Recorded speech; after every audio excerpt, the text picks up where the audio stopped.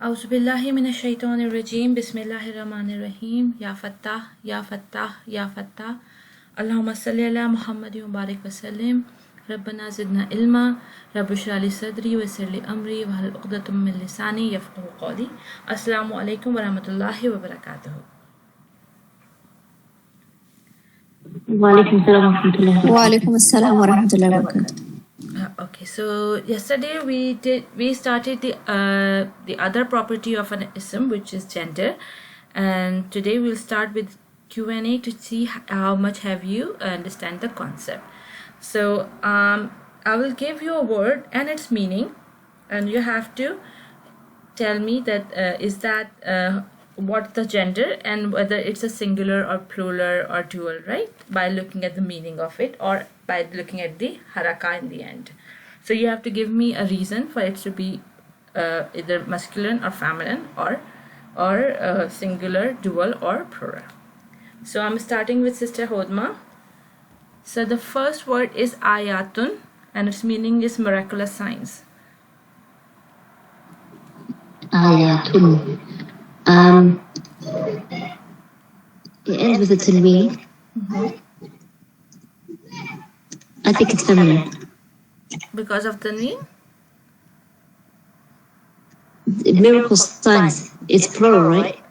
Yes, it's plural, but how do you know it's plural because of its meaning? But how did you say that it is feminine? What was your logic? What was the reason behind it? I don't really know. Okay, so give me the Muslima chart. Oh, do you want me to put ayatun into the Muslim chart? That's, you will know that's Muslim or is following the Muslim chart or a Muslima chart. If it's follow Muslim charts, it's masculine. If it does not follow Muslim chart, it is feminine, right? If it's follow Muslima chart, then it's feminine. Oh God. Okay. Ayatun. So, Muslim chart would be Muslimu. So ayatu. Ayata. No, when I'm saying ayatun, I am adding a long vowel alif, right? Sound of a long alif, right? Ayatun. But when you have a singular, you don't have alif, right? So then the singular for ayatun is ayatun. Oh, ayatun. Is it plural feminine? Ayatun. Ayatun is plural feminine, but how? The ending. The atun sound, right? Yes. So ayatun sound give us a way that it is following a Muslima chart, and it is plural because it is following the third column of a Muslima chart. Yes. Okay, good. Actually, it is considered a singular feminine, but that is something we are going to study today. It will not consider plural, but it will consider singular, but this is something that we are going to study today. But for now, your answer is right. It is plural and feminine. Okay, Sister Raisa, Basharun. I'm sorry, I just joined. Okay, just then you have to give me, Basharun means a person. You have to give me whether it's masculine or feminine or singular, plural, or dual. Okay, so Russian, it's singular and it's what does it mean? A person. A person. Russian. It's masculine because it doesn't have any reason to be feminine. Okay, and you give and you say it is singular. What gives it away? Because if it was plural, it would have alif nun or waw nun, or like something from the Muslim chart, like from the Muslim chart, because it has bashrun. It's damma tanween. Okay, so yeah, so it has the ending sound, not the ending combination. That's why it is, and it is following the first column of a Muslim chart. That's why it is singular, right? We know the meaning, a person means singular, but since we are grammar student, we have to look at the signs. Yeah. Okay, good. Sister Samia, Al-Jahima means hellfire. It's say that again, sir. Al-Jahima. Jahima. It wasn't one of the. It means the hellfire, right? Yeah, but you know there were two words, Jahannam and the other one, Nar wal as-Sa'ir, but No, but it's not because Arab said so. But yes. it's a particular place, because if it's the name of a, there are 6 categories that is feminine, so It the is name of Jahannam, so it's going to be considered singular feminine because it's the name of a place. okay. Feminine is fine, but how singular? Jahima. Because of the ending. What's ending it is? Jahima. So what is in the end? Fatha. Why single fatha? Because of the al at the beginning. Okay. Yes, that's good because it's following the first column of Muslim chart. Muslim chart, I say Al-Jahima, but since it's a proper name of a place, so it is considered feminine, and it should have a single fatha, not fatatan, because of an al. Good. Sister Sarah. Al-Fili. Yes. Al-Fili means the elephant. Al-Fili. Okay. Al-Fili, it would be singular because of and Because of what? because of the fatha at the end No, kasra in the and end. it's follow Al-Fili, yes. Okay. Okay, so this would be it's following the first column of the masculine chart. Yes. Yeah, the light chart. So it would be singular, and it's we cannot say that it's biological feminine. No. No, so Al-Fili. Yes, I think it would be masculine, singular masculine. Very good. Very good deduction. Sister Parveen Maruf. Al-Ardu. Al-Ardu. It's from the story, so it will be a feminine. Yes. A semi-feminine, yes. And what Yes. about its number? And it's Al-Ardu is singular Is singular. Why? because I think the plural is Al-Arab or something. No, I'm not asking about what is the plural. Oh. I'm asking about the grammatical reason for it to be singular. The grammatical reason is because it's Al-Ardu is following the first chart.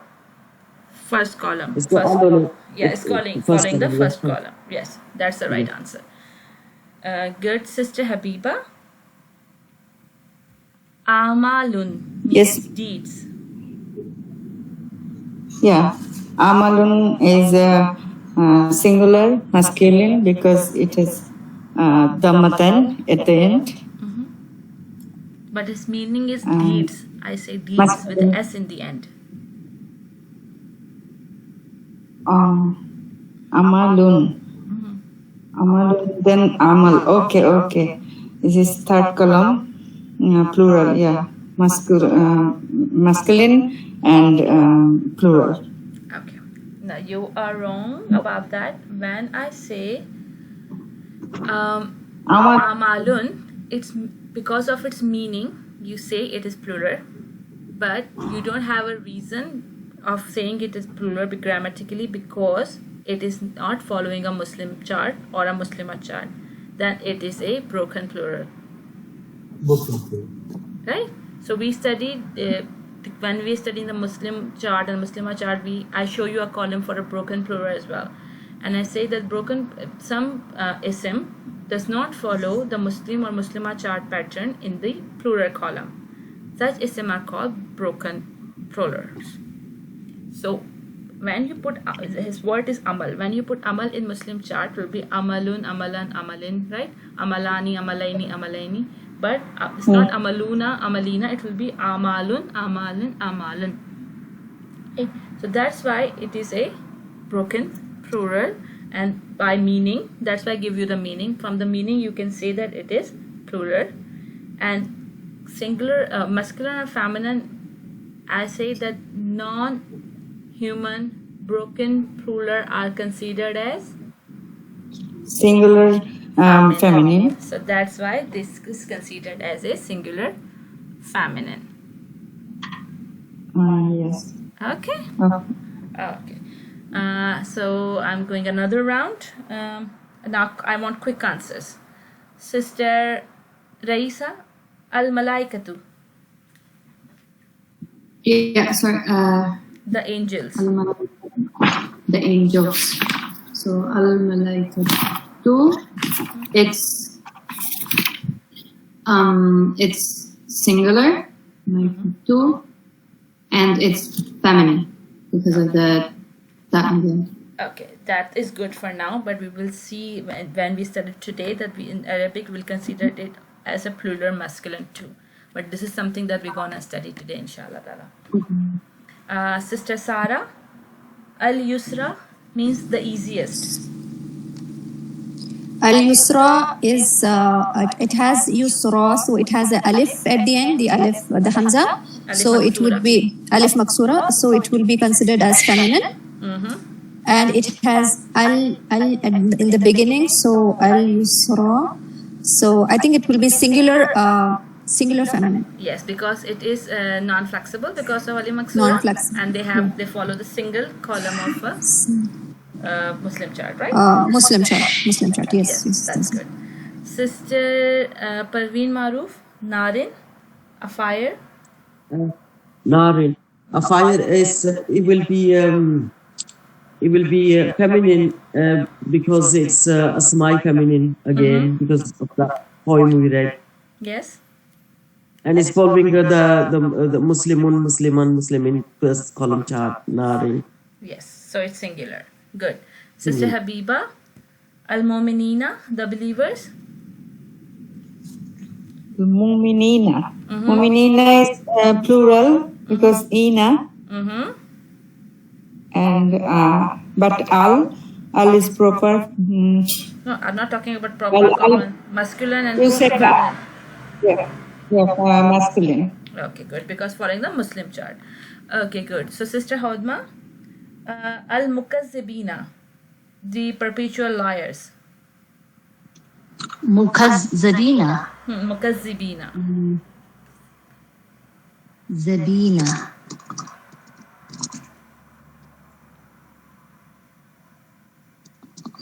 I don't know. Huh? Why? How do you know? You remember your Muslim chart? Okay, Zabina.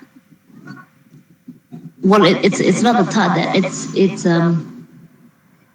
Okay, if I give you the word mukazzib, put it in the Muslim chart. It's a liar. So mukaddibu, mukaddiba, mukaddibi, mukaddibina. No, mukaddiba. No.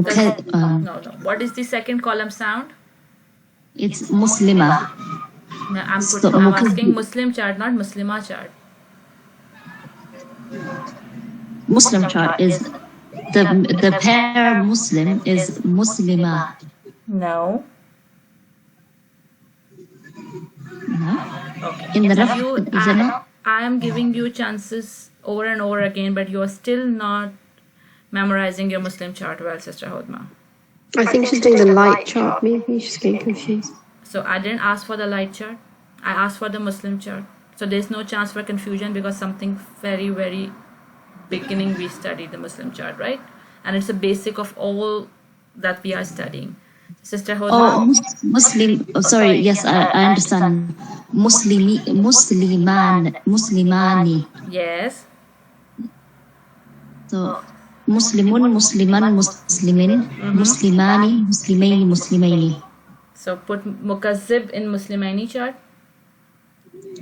Mukaddibaini, Muslimani, Muslimani, then mukazzib will become Mukaddibani, Mukaddibay, Muslim, yeah, you're right. Mukaddibaini, Yes. Mukaddibaini, Okay, and then third column. Mukaddibuna, Mukaddibina, Mukaddibina, And what word I gave you? Al mukazzibina. Muslimina. See, you have to remember the ending sound and the ending combinations. So mukazzibina, where does it fall in the Muslim chart? It's plural. It's plural, and it's following the Muslim chart, and it is masculine, right? Yes. So this should be the drill. So you have to do another one. Al-Jibala means the mountains. Al-Jibala.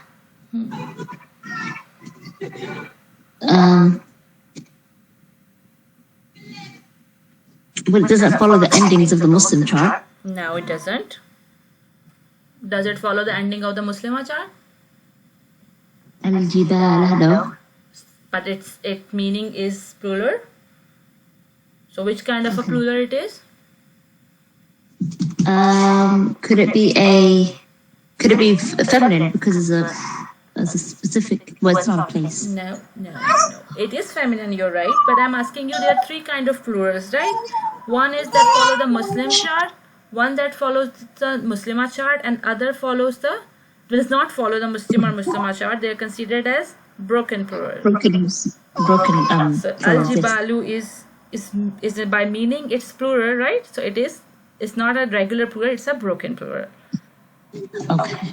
So broken plural are considered as, if you want to consider as a non-human, then you say that okay, it's masculine and plural, right? Yes. Yeah, but today we will study that they will be considered as singular feminine, inshallah. But you know the words don't follow the Muslim or Muslima chart. They're broken. Can they not be both still? Or if they... No. If they are not, if you have something plural by meaning, right? If I gave you, watches, or if I gave you pens, or something like that, then you know that the meaning is plural. But when you look at the Arabic form of it, it does not follow the Muslim chart or the Muslima chart, the combinations, right? It's una, ina, or it's not atun, atin, atin. Then it is what? It is something different. Then this something different means that it's a broken plural. It's not following the regular ism chart. Okay? So that's But why those broken ones can be both masculine or feminine. the broken one can be both masculine and feminine. Yes, it's not about the gender. It's about the number. So gender is different and number is different. Right? So when you're talking about plural, it means you're talking about number.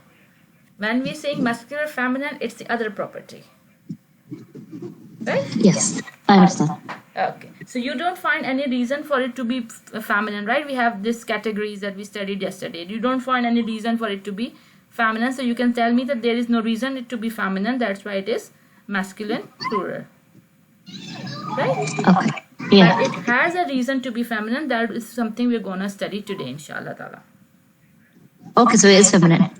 It is feminine. We'll consider singular, not plural, if we say it feminine. It's something that we're going to study today, inshallah ta'ala. Then you will understand it fully. But for now, what you have studied so far, for you, if you say it is plural and it is masculine, it is fine with me. Right? Yep. Okay, so now we are starting a new topic, inshallah. That is our numbers.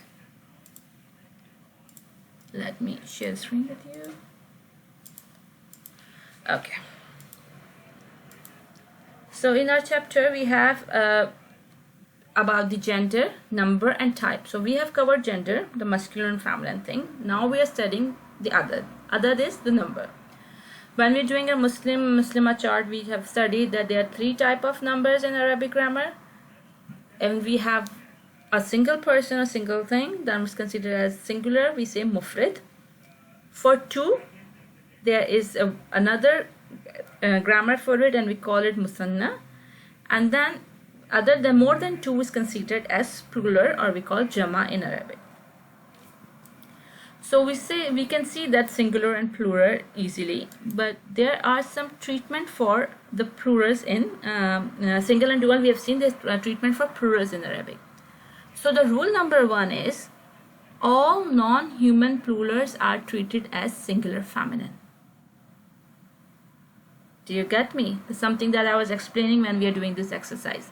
When I say al-jibalu, jibal means mountain, then al-jibalu, the mountains, is this human or non-human thing, ism? Non-human. It's a Non-human, so ism. it's feminine. Yes, so when we have a non-human plural, we are not talking about the first and second column, not the single, not the dual. We are only talking about the plurals. So when we have non-human plurals, they are treated as singular feminine.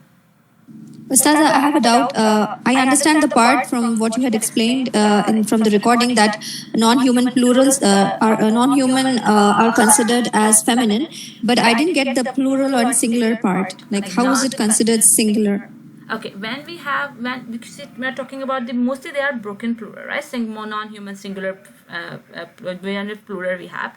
So first thing we have to see what is considered as human, the humans, angels and jinn. Other than that, everything in Arabic grammar is considered as non-human, right?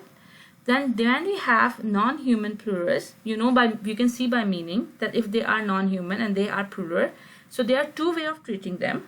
If they are plural, feminine by nature and something like that, you can call them plural masculine or plural feminine. But if they are non-human plurals, they can also be treated as singular feminine, right? The number will be changed as singular. When you see the grammar, non-human plurals will be considered as singular and feminine, right? You will look at them and you say that they are, by meaning, they are plural. But when you are treating them, like, you will not be using hum for them, you will be using hiya for them. Understand? Yes, Ustaz. Is your point clear now? Yes, Alhamdulillah.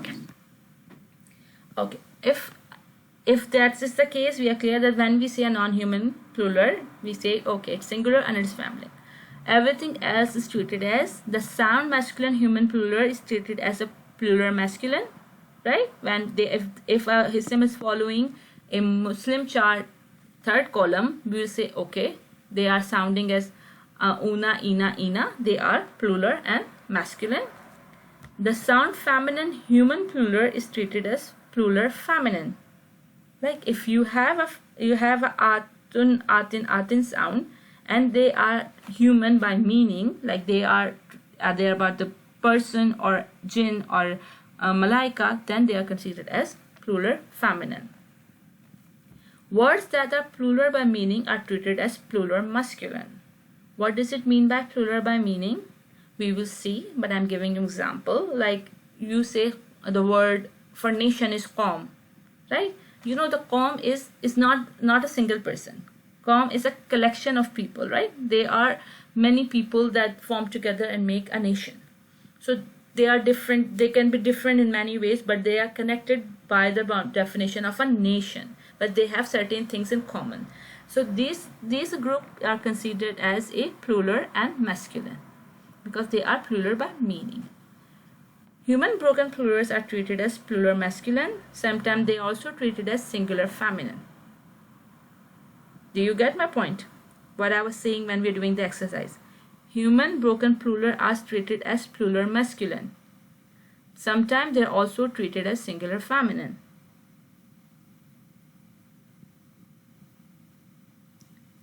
Any confusion? So these are the rules that we have to study and we have to remember to label some ism as a plural or singular or dual, and how to put them as a masculine or feminine. So let's have a look at any question before we go to the book.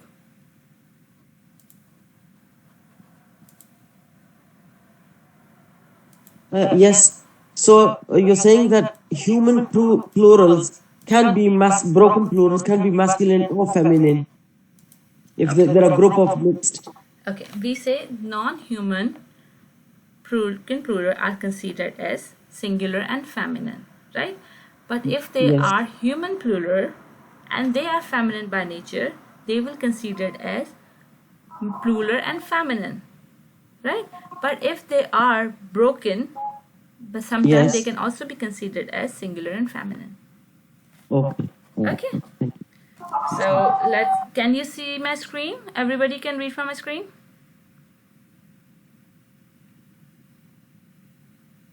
Yeah, we can see your You can screen. see the screen? Okay. So I want Sister Sarah to read for us what's written in the sound masculine plural. Yes, sir. The sound masculine plural refers to the third column in the masculine version of the Muslim chart. This type of plural is used only for beings of intellect. This includes humans, angels, and jinn.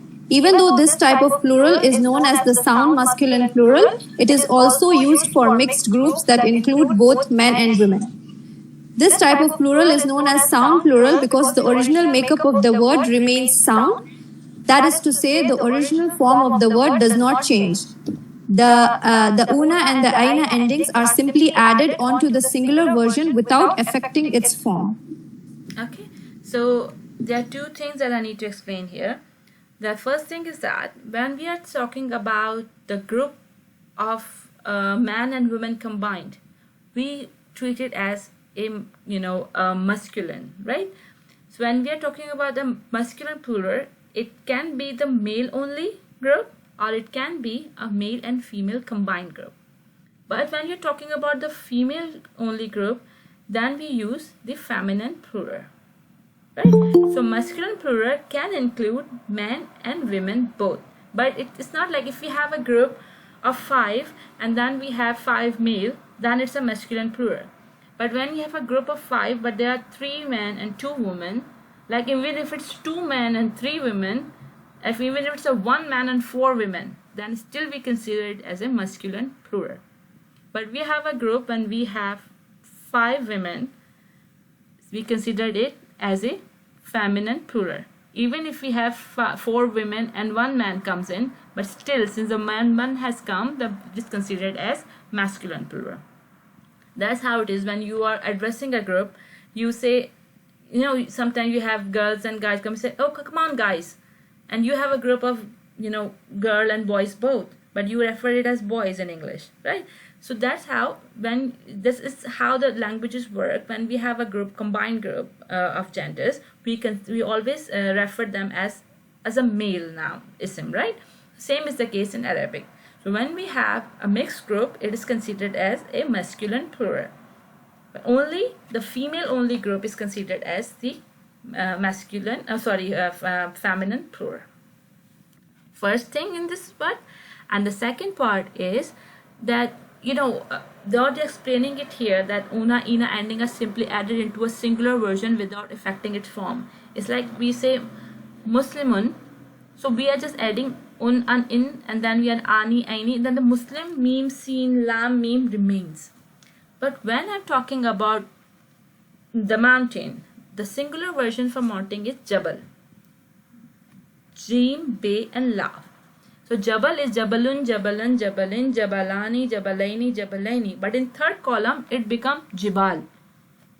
So see, this changed because an alif has added in between this. Then it's Jibal, Jibalun, Jibalin, Jibalin. So it's not, the format of the word has changed. Similar here, then we say Amalun. Singular word for Amalun is Amal. But when we go to the third column and the plural, and alif is added in between, it's one way of converting a broken plural into making a broken plural. It's one of the ways. So you say an alif and extra which is added in the word. So the format of an original word has changed. That is how you identify a broken plural. So that is when it says sound masculine plural. It means that it is following the masculine chart because it's just adding something to our original ism. But when we have a broken ism, then something has been added inside the ism. Are you getting what I mean? I know it's complicated. If somebody is not clear, please ask me. Maybe repeating it would help. Sorry, I couldn't hear you clearly. I said if you could repeat it. Okay, I will repeat it, inshallah. I'm saying that when we have a word, common word like bashar, right? When we put it in a Muslim chart, it will follow the Muslim chart by what is that? The Be, Sheen and Ra still remain the same, and things will added after it in the second and third column. Basharani, Basharaini, Basharaini, Basharuna, Basharina, Basharina. Right? So what happened that it is following the Muslim chart, like without changing the actual ism.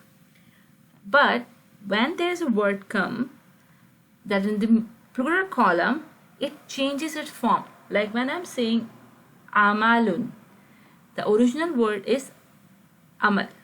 Amal is 3 letters, ayn, mim and lam.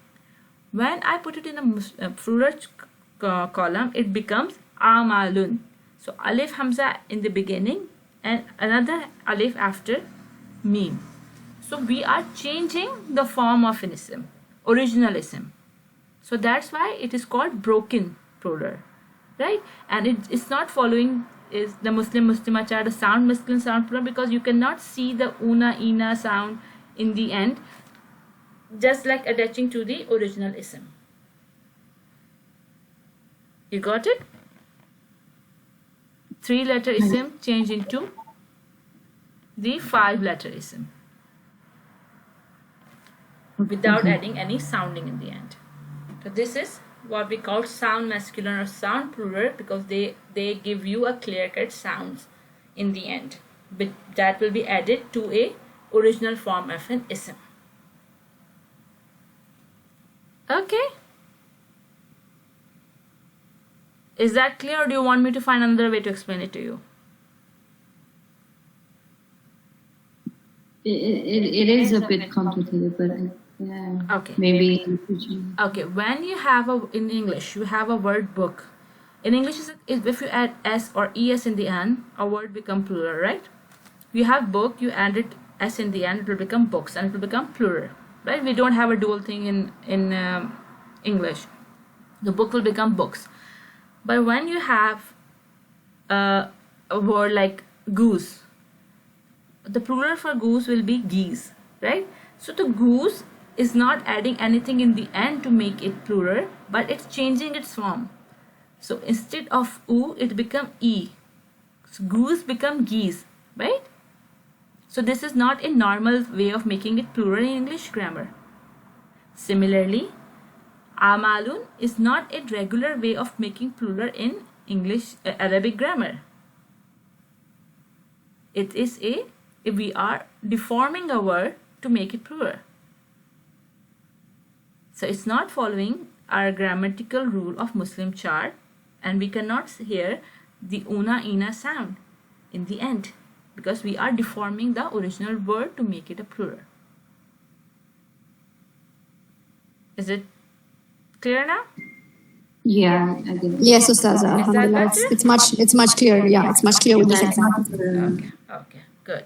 So, Sister Parveen Maroof, can you please read for us the sound feminine plurals? The sound feminine plural refers to the third column in the feminine version of the Muslim chart. Muslimatun, Muslimatin, Muslimatin.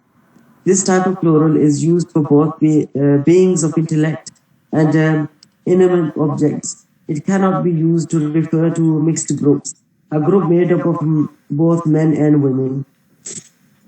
This type of plural is known as sound plural because the original makeup of the word remains sound. The atin and atun endings are simply added into the singular version without affecting its form. Broken plurals. Okay, that's it. So, any question?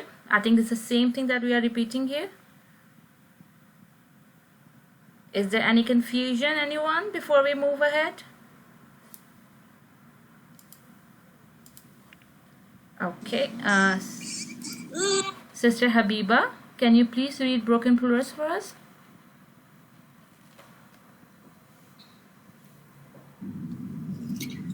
Broken plurals are plurals in which the original makeup of the word is broken. In English, generally to create a plural, an S is added to the end of the word and the original word remains unchanged. For example, book becomes books and house becomes houses. There are some words, however, that do not follow the pattern. The plural of goose, for instance, is geese. The plural of tooth is teeth, and the plural of mouse is mice. In a similar way, the many cases in Arabic, an ending combination, ani, smaller, this is Una, Ina. ina, Do you want me to una, increase the font? can be added to the, okay. Yeah. Can be added to the singular version of a word to make it plural.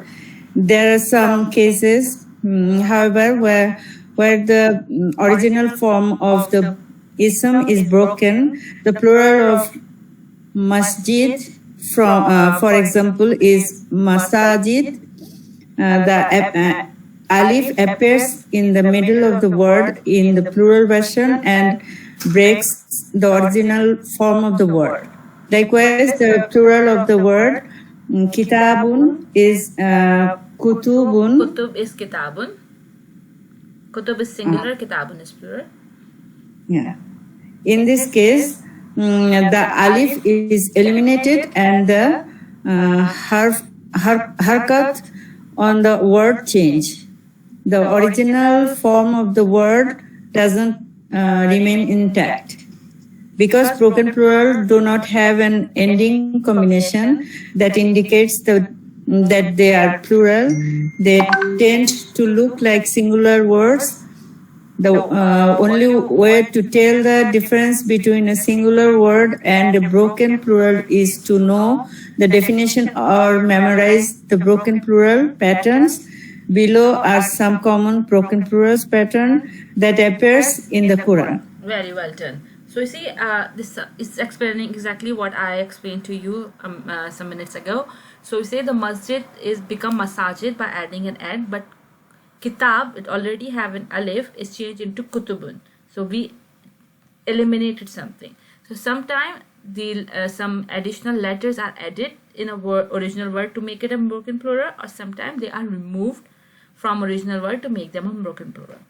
There are some formats for making a broken plural, but yeah, if you can remember those format, or mostly we are doing the Quranic study, so when we will be reading at the translation of a Quran, we'll reading the meaning of a Quran, then we will see that okay, they are plural, and then inshallah ta'ala we will memorize them. So you say shahid is a word with the sheen, alif, ha and dal, but its plural is shuhada'un. So alif is eliminated, and then alif is hamza is adding at the end. So this is a one way of making a broken plural, by eliminating the alif from the word initially and then adding it later with hamza. The other format is nematun will become ne'amun. So what you do, you remove the ta marbuta and move the haraka to the letter before it. So the nematun become nemun. This is another way of making broken plural. Nabiyun become anbiyaun, like alif hamza is adding at the beginning and alif hamza is adding at the end, and nabi will become anbiyau. Zawjun become azwajun. So in zawjun, an alif is adding at the beginning and alif is adding in the middle to make it a plural. Fawadun is is changing its shape by alif hamza is adding in the beginning, and then alif is removed from the before the vav, and then vav alif is removed, and the whole word is look completely different. So we have fa here, we have dal here, but then we have alif and vav removed and alif and ta marbuta ending at the end.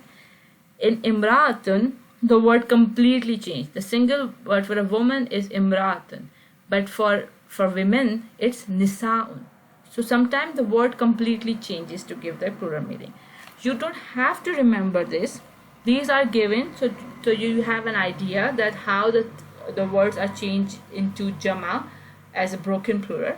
But inshallah ta'ala, when we go on to study it, we will know the meaning and we will see that it's a broken plural.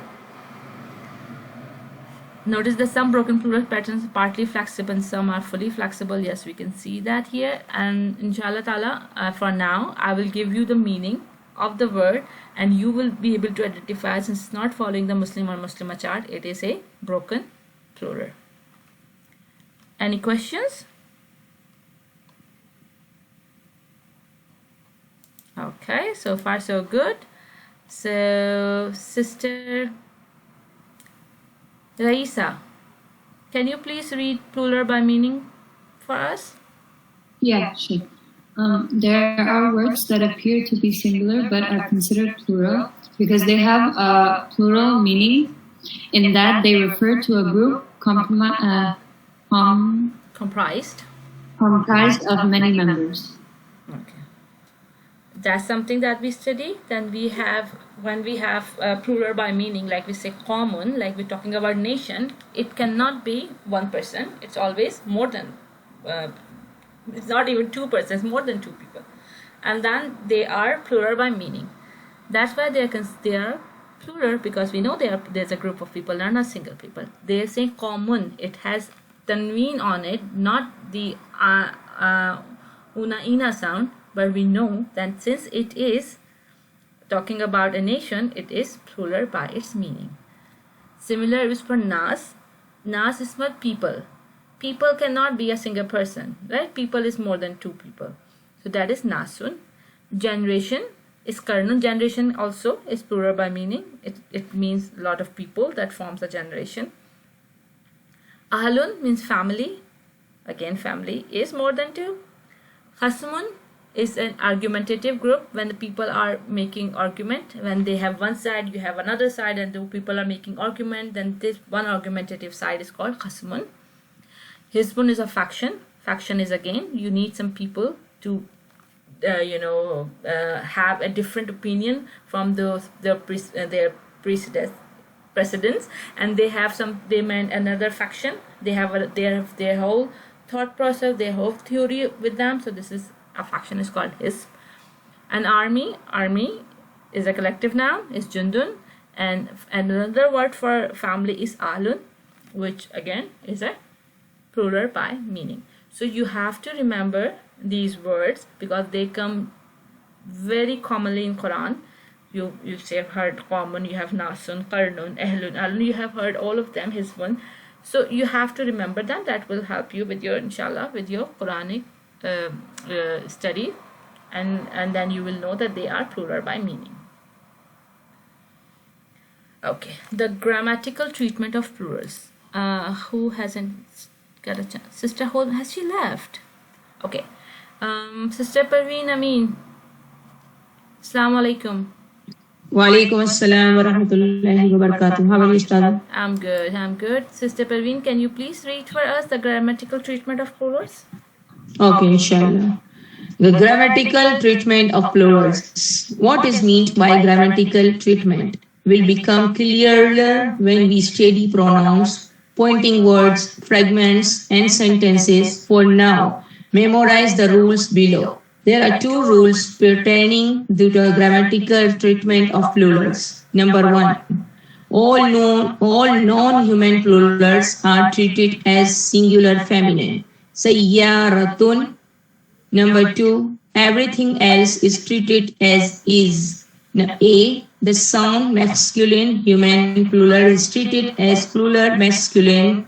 Muslimuna. B. The sound feminine human plural is treated as plural feminine muslimatun.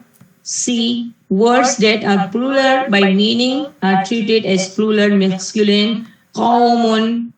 D. Human broken plurals are treated as plural masculine rusulun. Okay, thank you. So this is something that we look at the slide and something that is repeated. Any questions? Anyone? Before I move to the drill? Okay, good. So we are doing this drill now. Let me see, who should I go first with? Sister Habiba. Ulma'u.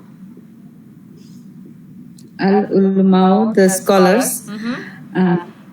This is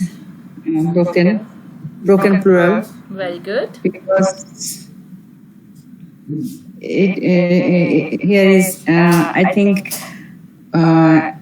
ulmaun is from alam. So it doesn't follow the Muslimat chart. And Yeah, you know the word, it's good, but when you're describing grammatically, you say its meaning is plural and it's not following the Muslim chart or the Muslima chart, so that's why it is a broken plural. Okay. Good. So gender, Can I have a please.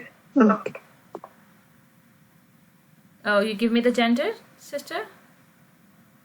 Sorry? Did you give me the gender for it? Yeah, it's masculine, but broken plural is always feminine singular. Non-human broken plural. Oh, this is scholars, so this is human. Okay, So, if you say this is non-human masculine. broken plural, considered as singular and feminine, right? And here you have plural and masculine. I'll consider it right? Yeah. That's good. Okay, who's next? Can I have a go? Yes, please. And Harun, so it's broken plural, non-human broken plural, so it's considered singular feminine. Very good. Let me see who's next. Sister Sarah. Yes, Ustaza. Qailun, a sayer. Qailun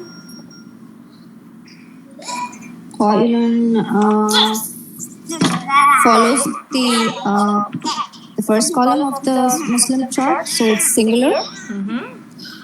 And it's masculine. Because it has no reason to be feminine. No reason to be feminine. Okay, then Sister Parveen Maroof. As-Safinati. As-Safinati is following the first chart as well. And it's got time of Buddha, so it's got a reason to be feminine and it's singular. Yes, it's a singular and feminine. Very good. Sister Parveen Amin, Yadun. Yes, Ustad. This is yadun, hand. This is singular and it's fall in the first chart of Muslimun. So you are saying it's singular and masculine. Yes. Okay. Can anyone tell me that if he says is right or you disagree? No, Ustaza. Yes, For 45. because in Arabic the pairs are considered to be feminine. So hand is in pair. Yeah. So it's considered as feminine. Okay, so it's singular and feminine. Good. Sister Parveen, you have not listened to the recording of yesterday's lecture. So please go and listen to yesterday's lecture, then you will know why Yadun is feminine. Okay, Ustad. Okay, so Sister Raisa, Al-Jibalu, we have done Al-Jibalu. So to Anbiya'u, we have also done Anbiya'u. So no, we have done Anbiya'u when we're doing the broken plural. So do Mufsidina. Okay, Mufsidina. Okay, so it has Ina, so it follows the Muslim chart. It's Ina, so it's plural, and it's masculine. Very good. Sister Samia, Abidatun. Okay. Abidatun, worshipping women, it's plural by meaning and it's feminine. Yeah, so it's plural and feminine. Feminine. It's not plural by meaning, it's following the Muslim chart plural column. Atun. Yeah.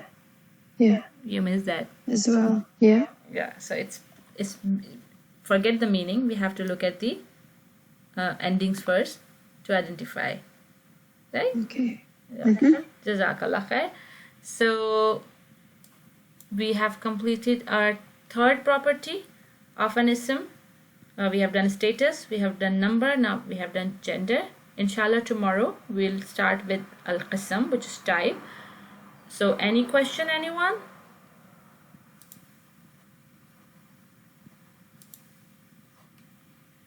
All good to everyone? Alhamdulillah. Have you stopped recording, Ustad? Okay, I need to. أعوذ بالله من الشيطان الرجيم بسم الله الرحمن الرحيم يا فتاح يا فتاح يا فتاح اللهم صل على محمد وبارك وسلم ربنا زدنا علما رب اشرح لي صدري ويسر لي أمري واحلل عقدة من لساني يفقهوا قولي. السلام عليكم ورحمة الله وبركاته. وعليكم السلام. Okay, so today we had, yes, last time we completed the another property of an ism, that is number. So today, inshallah ta'ala, we will be starting a new topic, which is common versus proper.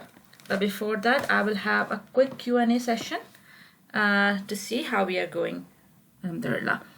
So starting with Sister Raisa. Sister Samia, can you please post on the YouTube group that the class has started? I think people are always late.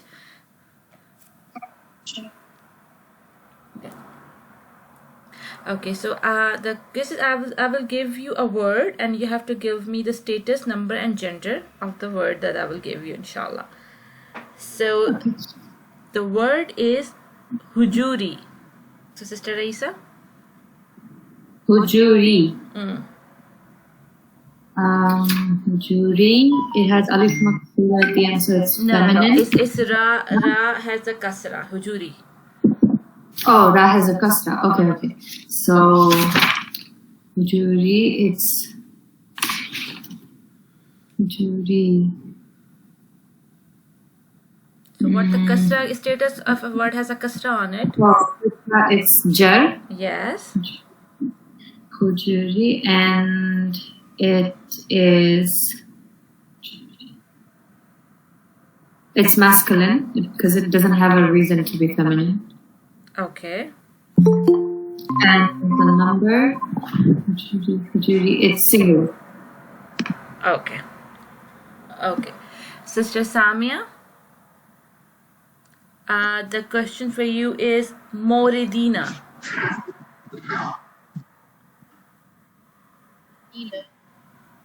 Dina.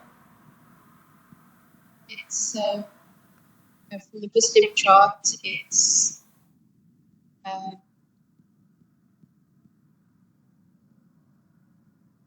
but it's jar or nasab status.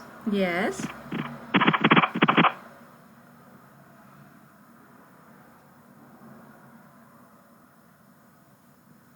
Sorry, Sister Sarah, we can't hear you.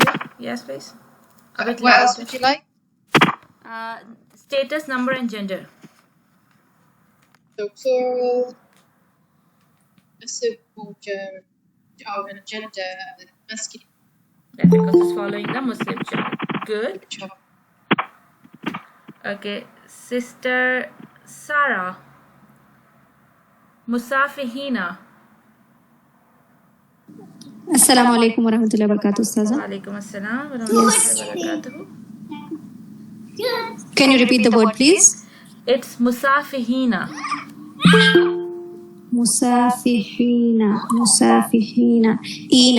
Ina. So it would be the status would be jar and nasab, and it will be plural. Okay. And gender, is it masculine plural? It's masculine and it's plural. Yes, good. Because masculine, how did you say it's masculine and it's plural? Because it falls in the third column of the Muslim chart. Very good, very good. Right answer. Sister Parveen Maroof. Al-Faridati. Al-Faridati. Al-Faridati.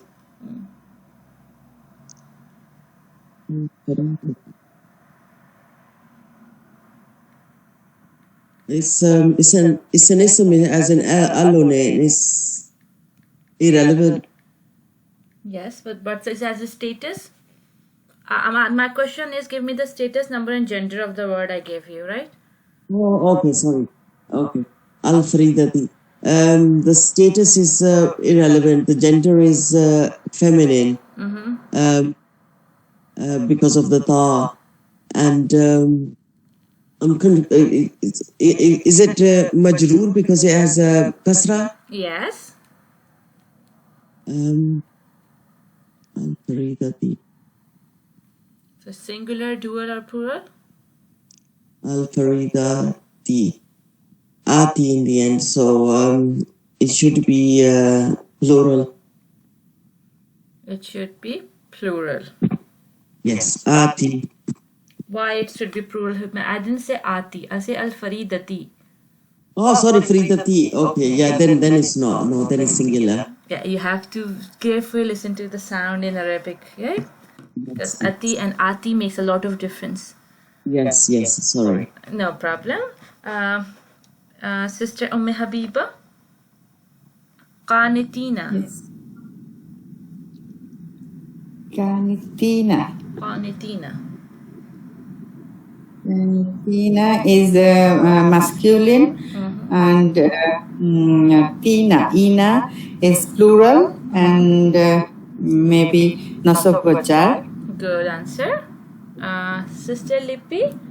Al-Malakina. Al-Malakina is it angel? Sorry, repeat. I can't hear you clearly. Is it angel? Al-Malakina. Yes. Malaik, angel, Malakina. So this is feminine, and so Ina is a plural. No, I'm sorry. It's not Malaikina. It's Malakina. It's So- Malaka is another word. Malaik is angel. Malaka is not angel. Malakina. So Malakina, I can't see any feminine sign. So this is masculine, Yes. and Ina is a plural, Mm-hmm. and Yes. definitely jar. It's you say jar?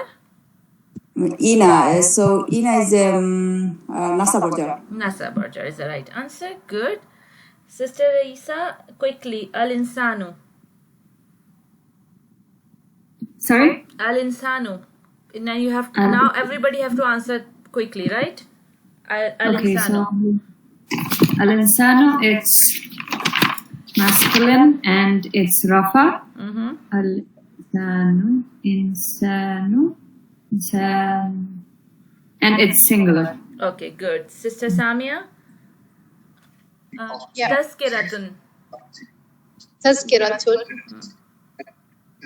Tazkiratun. So it's feminine, it's rafa, and it's singular. Good. Sister Sara, As-Sabila.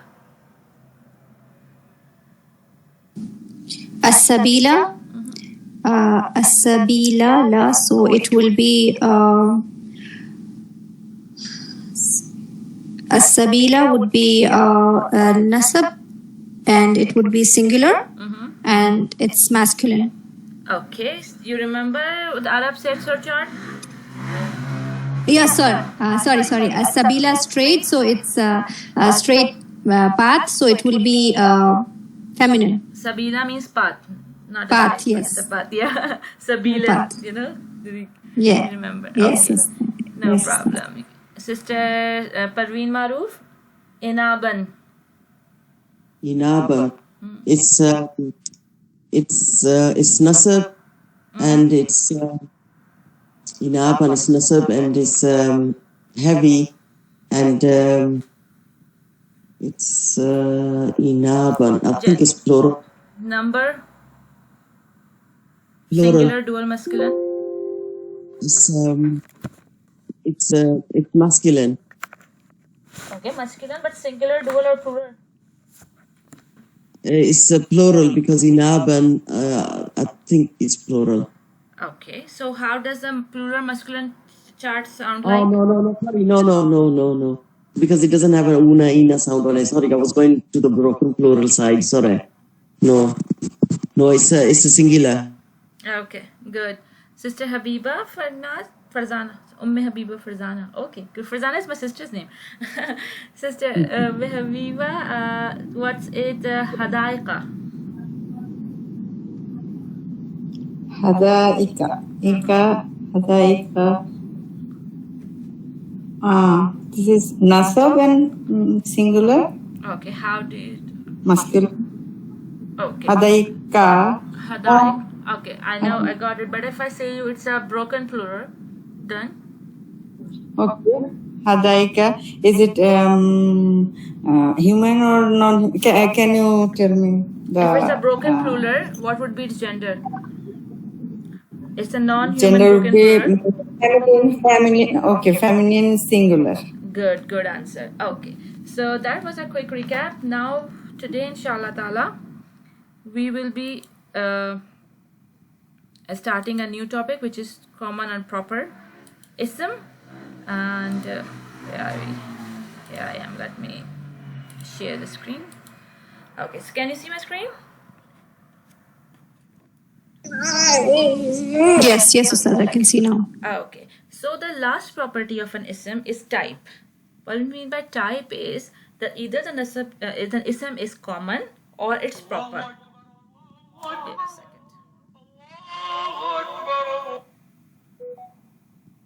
So whether the ism is common or a proper, like we studied in English, some ism are common and some ism are proper.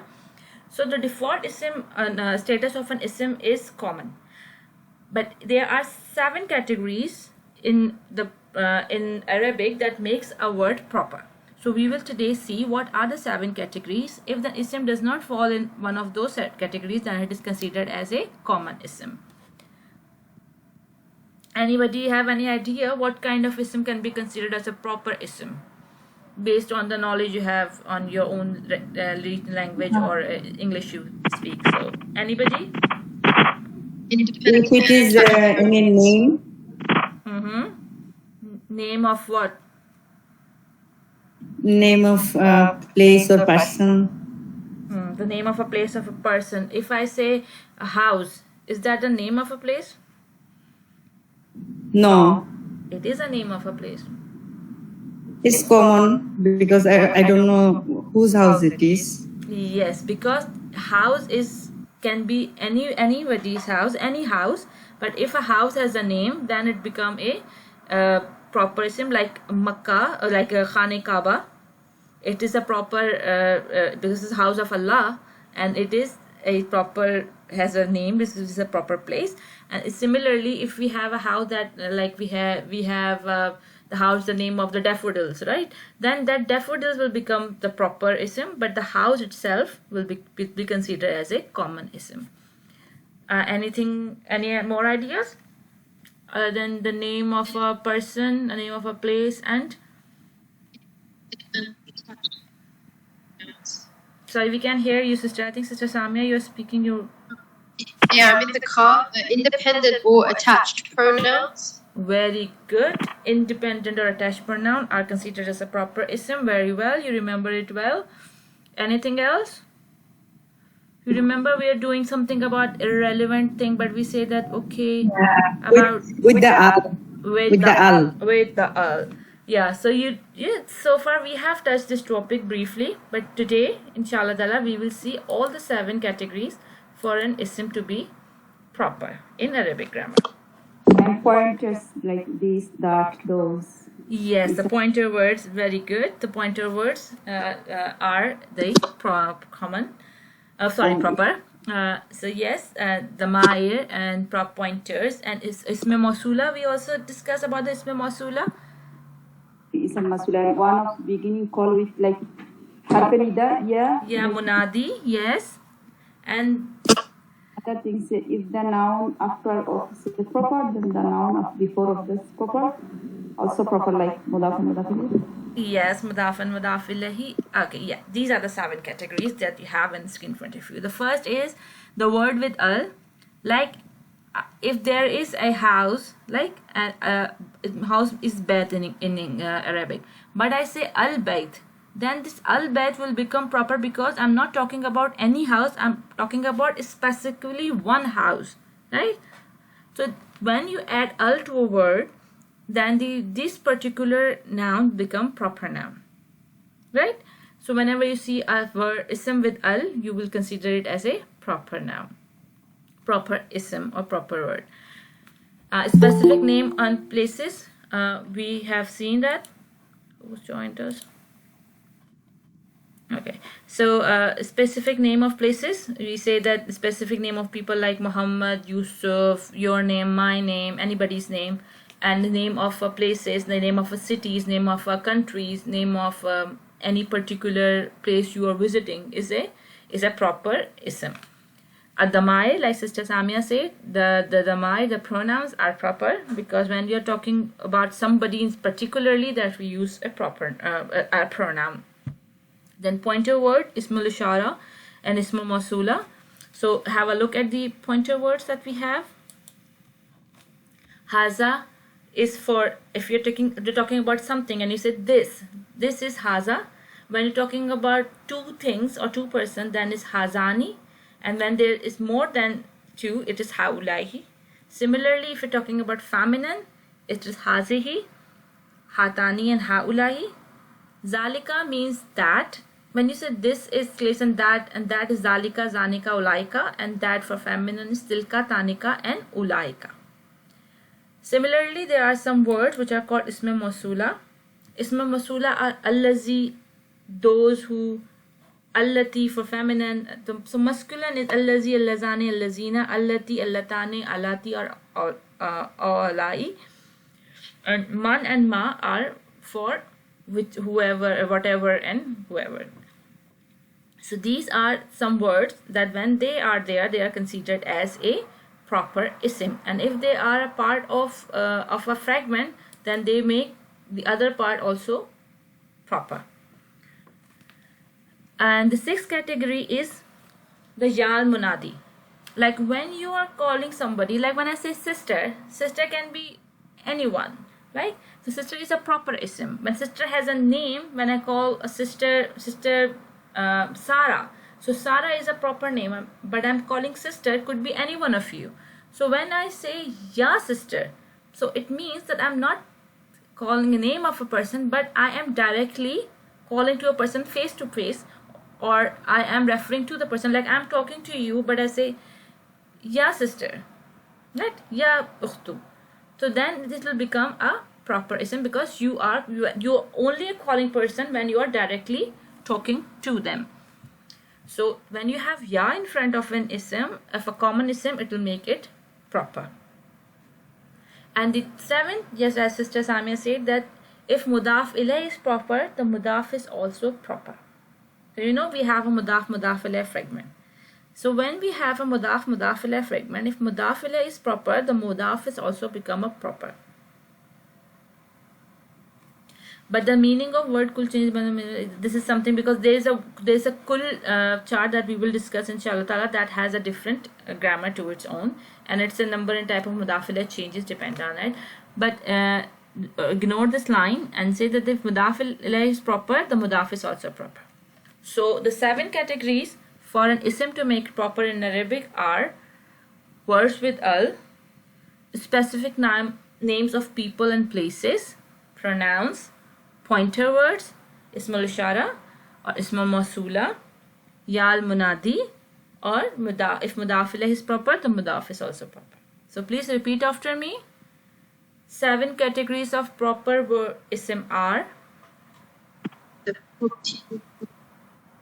words with al, Words with al. Words with al. Specific name of places and people. Specific name of places and people. Pronouns. Pronouns. Pointer word is mushara. Pointers ismul ishara. Ismul mawsula. Mawsula. Ya al munadi. Ya al munadi. And if mudaf ilayh is proper, mudaf is also proper. Mudaf ilayh is proper, mudaf ilayh also proper. Right? So you have to remember all these 7 words so that you can identify if the ism fall in one of these categories is proper, otherwise it is considered as common. So what are the default statuses of an ism? In terms of status, what is the default status of an ism? Who can tell me? Tara James other kiss like this? Yeah, I'm asking you, what is the default status of an ism? Rafa. No, it can be rafa, nasab or jar, depending on the position. But when we study status, we talk about the light and heavy, and something. The default status of ism will be heavy. Yes, the default status of an ism is heavy, and if it is not heavy, then it has a reason for it not to be heavy. But the default status of an ism is heavy. So what is a default number of an ism? Is it singular? No, there is no default status for a number. We didn't study anything like that. So number depends on how many we are talking about, as a single, dual or plural. So there is no default number. There is a default status. And what about the default gender? Sister Lipi, what is the default? Yes. Masculine, right? And if it's not if it has reason for it to be feminine, and that we have studied. Anybody remember? What could be the reasons for an ism to be feminine? Yeah. Ta marbuta at the end. Also the alif maksura at the end. The one with biologically feminine. Yes. Body parts in pair. Specific places. Non-human plurals, and because the Arab said so. Okay, very good, very good. So other than that, an ism is also considered as a masculine by default. And what about common and proper? What is the default status of an ism in terms of type? It falls in the 7 categories. Yes, other than that, it is considered as a common. So now we will look at the book and see if there are any examples for it. Okay, so Sister Parveen Amin, can you please read for us from here the 4th property of an ism?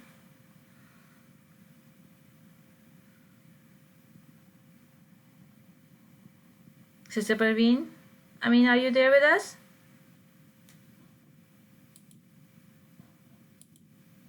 Okay, Sister Raisa. Yeah. Can you please read for us? Can you it's see still the screen? It's still on the 7 categories of proper words. Okay, I'm sorry. I have to change the screen. That is the trouble. Okay, please. Can you see my screen now? The 4th property of an ism. Yeah, I can see it. Okay, yeah. So please read it. The 4th property of ism is type. Every word in Arabic language is either common or proper. Common words are generic words that do not refer to something specific. Proper words are specific. An example of ma'rafa or ma'raf. How do you say ma'raf? Ma'rifa and nakara. Nakara is common and ma'rifa is proper. Okay. Pair would be a girl, which refers to an unspecified girl, and Maryam, which refers to specific girl. Another example of a pair would be a chair, which refers to an unspecified chair, and the chair, which refers to a specific chair. Common is the default for a word. There are 7 categories of proper words. Unless something falls under one of these categories, it is assumed to be common. Good. So any question, anyone, before we proceed? I think we have just covered everything. Yes. Yeah. Yeah. Can I ask a question, please? Yes. So the ism is considered nakira unless it falls into these 7 categories. Yes, that's it. All right. Jazakallah. No problem. If there is no al, if there is no ya munadi, if it's not a pointer word or isma mausula, if it doesn't have it's a name of a place of a person, and if it's not a part of a mudaf alayh fragment, and mudaf alayh is proper, then it has no reason to be proper. It will be considered as a common ism. Okay. So yes, sister, continue reading. Okay. Words with al, alif lam. The al in Arabic means the, which makes a word specific. As mentioned before, remember that tanween. Remember that tanween and al never come together. For example, the word al-Muslimun is incorrect. You can only say al-Muslimu. Remember, a partly flexible word is made fully flexible in 2 ways. By adding al, by making it maf'al. Mudaf. Mudaf. Okay. Stop here. So there's a thing, when we say al has a name in Arabic which is called lamul tarif. If you can remember it's fine. If you cannot remember it, it doesn't make any difference at this moment, because we know the words with al are proper, and lamul tarif does not throw you off. So when you say a word with al, just remember that it is proper, right? So the thing is, can anybody tell me what tanween is?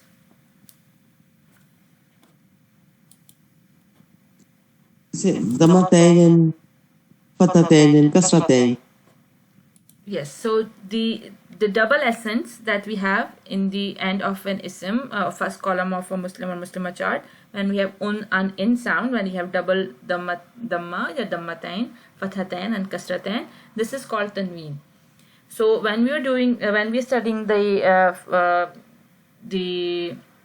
light and heavy thing, we say when the word has an al, it is considered irrelevant because al never takes tanween.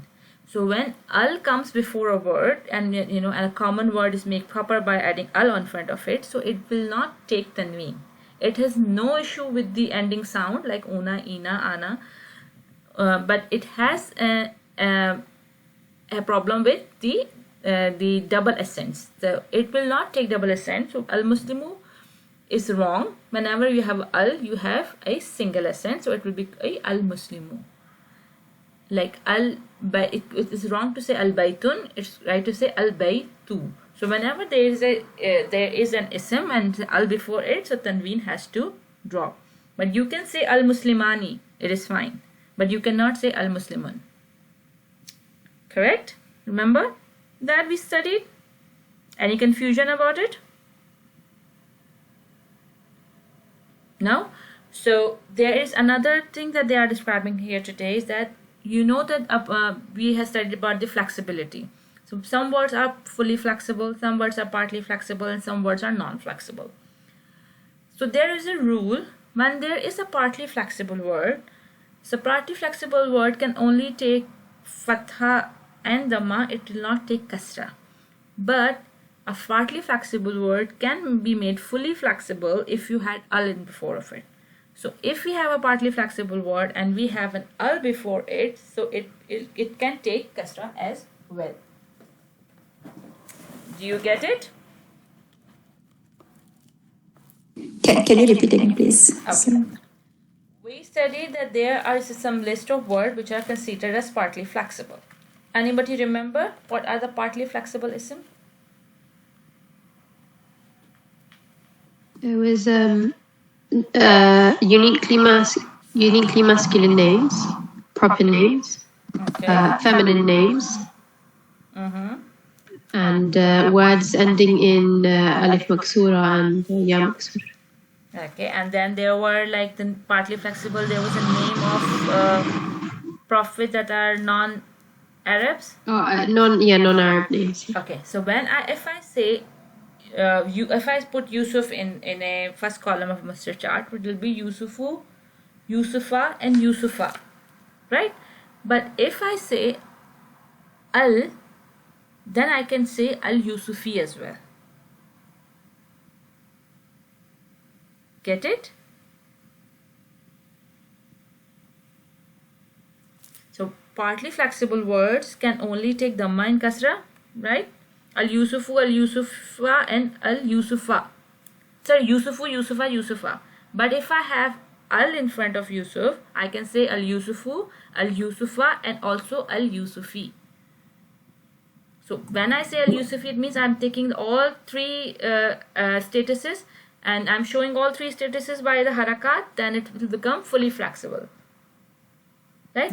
If you see Yusufa written anywhere, written in any of the text you read, then it may be Yusufa can be a nasab or jar.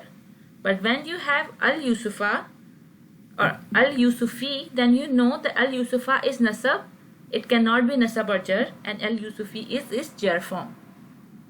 Right? So Stada is the name of person, so can we put Al before the name of person? Yes, we can put Al in front of name of person. Okay. Sometimes when you say,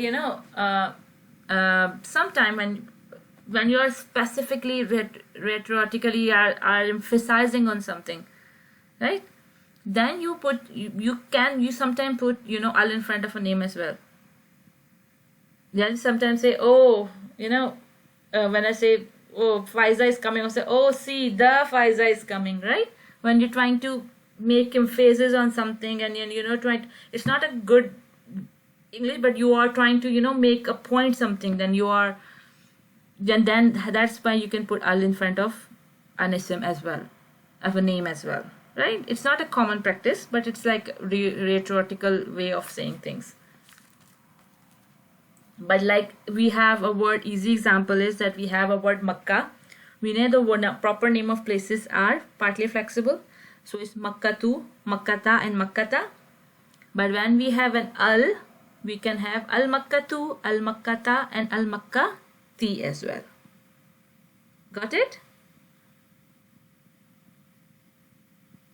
Any confusion? I know this is a complicated stuff. That's why I'm asking you again. Is there any confusion? Anyone? Good. Everybody's clear? Okay, so the second thing is that partly flexible word can be made flexible by adding al or by making it a mudaf. When a partly flexible word is used as a mudaf in a idafa fragment, it can be made fully flexible. Got it?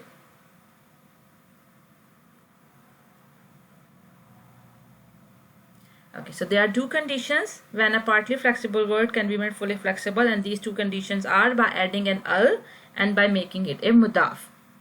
Okay, repeat after me. There are two conditions for making a partly flexible word fully flexible. A, by adding an al, and B, by making it mudaf. Partly flexible. There are two conditions for making it a mudaf. By adding al or by making it a mudaf. Okay, good. So, Sister Sarah, what are the two conditions for making a partly flexible word fully flexible?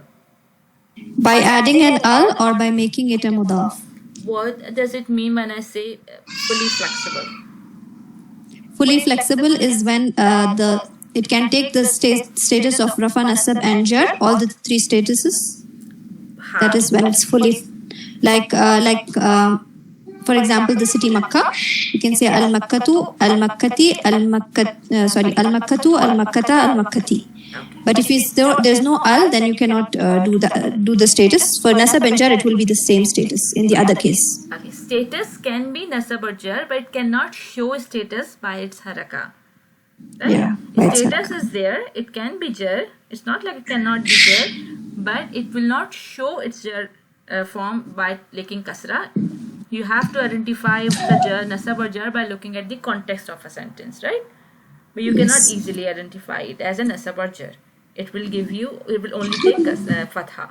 So when by fully flexible means it takes all the three harakat, fatha, and kasra. Good? Yes. It's good that you understand the concept.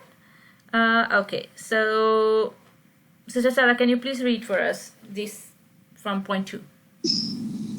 Specific names, Isma Alam, specific names of people and places such as Hamzatu or Makkatu are always Ma'rifa. What is by Pronouns? Ma'rifa? Ma'rifa is when it's the status is the type is proper. Ma'rifa means So we have proper. Go ahead. And pronouns are Sorry, the I think your kids are getting disturbed. So you take care of them. I'll ask somebody else to read. okay. Inshallah. No problem. No problem. Sister Parveen Maroof, please read from pronouns. Pronouns al-Tamai, pronouns he, she, they, we, etc. are always marifa. The following are the Dhamir for recognition purposes. We have discussed pronouns in detail previously. Okay, give me the list of the pronouns, independent pronouns. Independent pronouns are huwa, huma, hum, hiya, huma, hunna, anta, antuma, antum, anti, antuma, antunna, ana, nahnu. Very good. Now read from the point 4. Point 4 is pointers, ismul shara. Words used to point this, that, those, these are always marifa. Below are the ismul ishara for recognition purposes. We will learn these definitions and how to use them in later chapter. Ismul ishara, hadha, hadani, haulai, hazihi, hatani, haulai, dhalika, dhanika, ulaika, tilka, tanika, ulaika. Very good. Now give me why 3 columns. Pardon? Why there are 3 columns? Why The haza, 3 columns- hazani, haulai? Yeah, this is singular, dual, and plural. Very good. Because in Arabic there are different words for singular, dual, and plural. Yeah. And haza is masculine, and hazihi Masculine. is feminine. I mean, For it's this? for near, and dhalik singular, masculine, and tilka is singular, feminine. Yes, good. For at the moment, it's good that you identify them, and when you have a chart in front of them, you can put the right word at the right space, right? We will discuss them in detail, inshallah ta'ala, when we move ahead. But at the moment, you should be able to identify those words when you look at them, that these are the ismul ishara when you are reading your Quran, inshallah ta'ala. So second, the point 5. Point 5, ismul masula. Below are isma masula for Mawsula. isma masula, recognition purposes. We will learn their definitions and how to use them in later chapter. Al-isma mawsula, alladhi, alladhani, alladhina, allati, alladhani, allati. I don't know how to say that. I'm Allawati. sorry. Allawati, allai, ma, man. Okay, so these are the ismul masula. Allazi means those. Allati means allazi means those two, and more those, plural. Allati is for feminine. Similar thing. Ma is whoever, man is whatever. whatever and whoever is used here, and we will inshallah study them in detail. But there is one thing, you say when the ism is singular and asma is its broken plural. You see, we are talking about more than one ism here. There are asma'ul mawsula. Yes. Right? So that's why there is asma, the broken plural is used here. Okay, thank you, sisters Parveen. Now, Sister Habiba, can you read the point 6 and point 7 for us, please? The one being called, al-munadi. The harf used to call a person is ya. The word following ya is always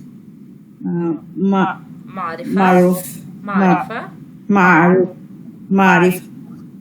This is because when calling someone, you are addressing a specific person. So both the word walad in walad, ya waladu, and the name Hamzatu in Ya Hamzatu are Ma'rifa.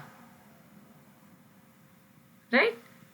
So both the point is same, like when we say walad, but when we say Ya waladu, then the Ya is like we are talking to someone, we are directly calling someone, and that's why the waladu, which is a common ism, will become a proper ism. Same, the Hamza to in Ya Hamzatu is Ma'rifa. Hamzatu is also Ma'rifa because it's a proper name of a person. Sorry,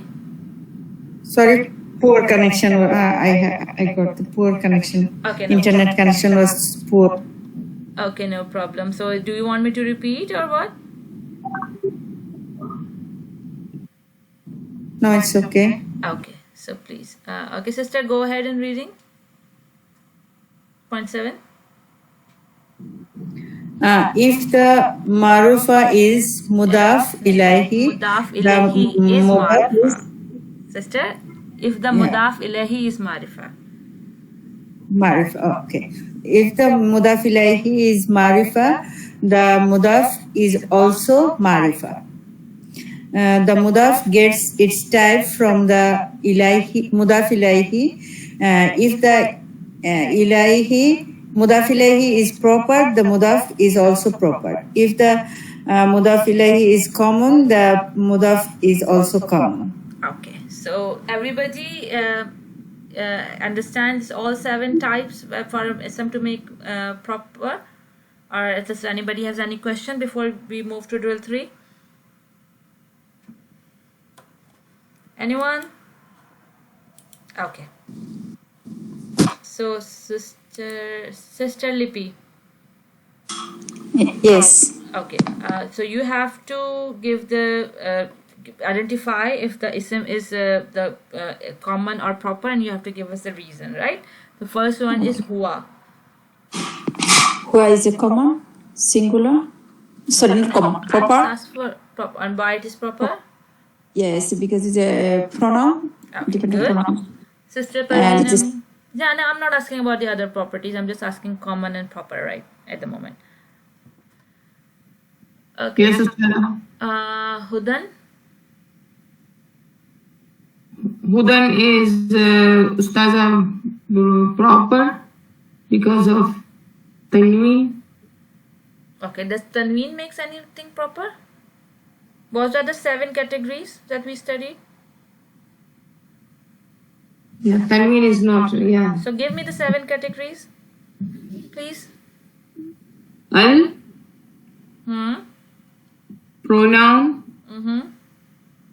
and Ismul Ishara, and Ismul Ilm, Alam. What is? Mudaf, Mudaf ilayh. Okay. Yeah, and 2 more I don't know. Okay. So who remembers that? Who can give me the 7? Yes, inshallah. Can try.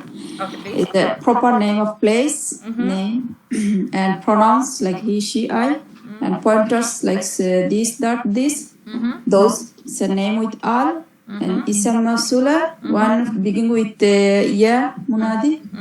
And if the noun after is a proper, then the noun before of is also proper, like mudaf. Mudaf. If mudaf ilay is proper, then mudaf is Then also mudaf ilayh is a proper, yeah. Okay. So sister Parveen, do you see any reason for huda to be proper? No, Ustad. So it's a common ism, right? Yes. Okay. So next I will be asking Sister Raisa. Akramu. Akramu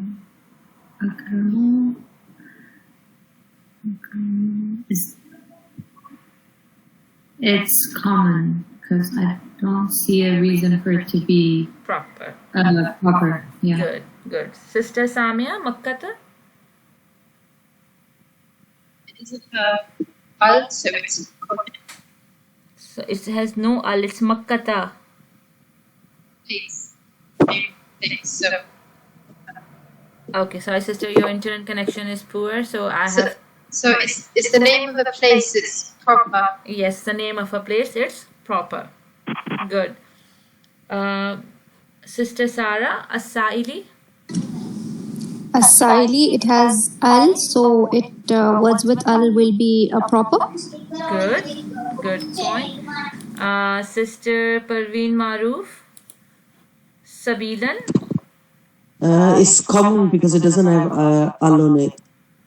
It's just al makes it common? Or any other reason for it to be proper now. Okay. Sister Habiba, Haza. Yes, and this is pointer. This is proper.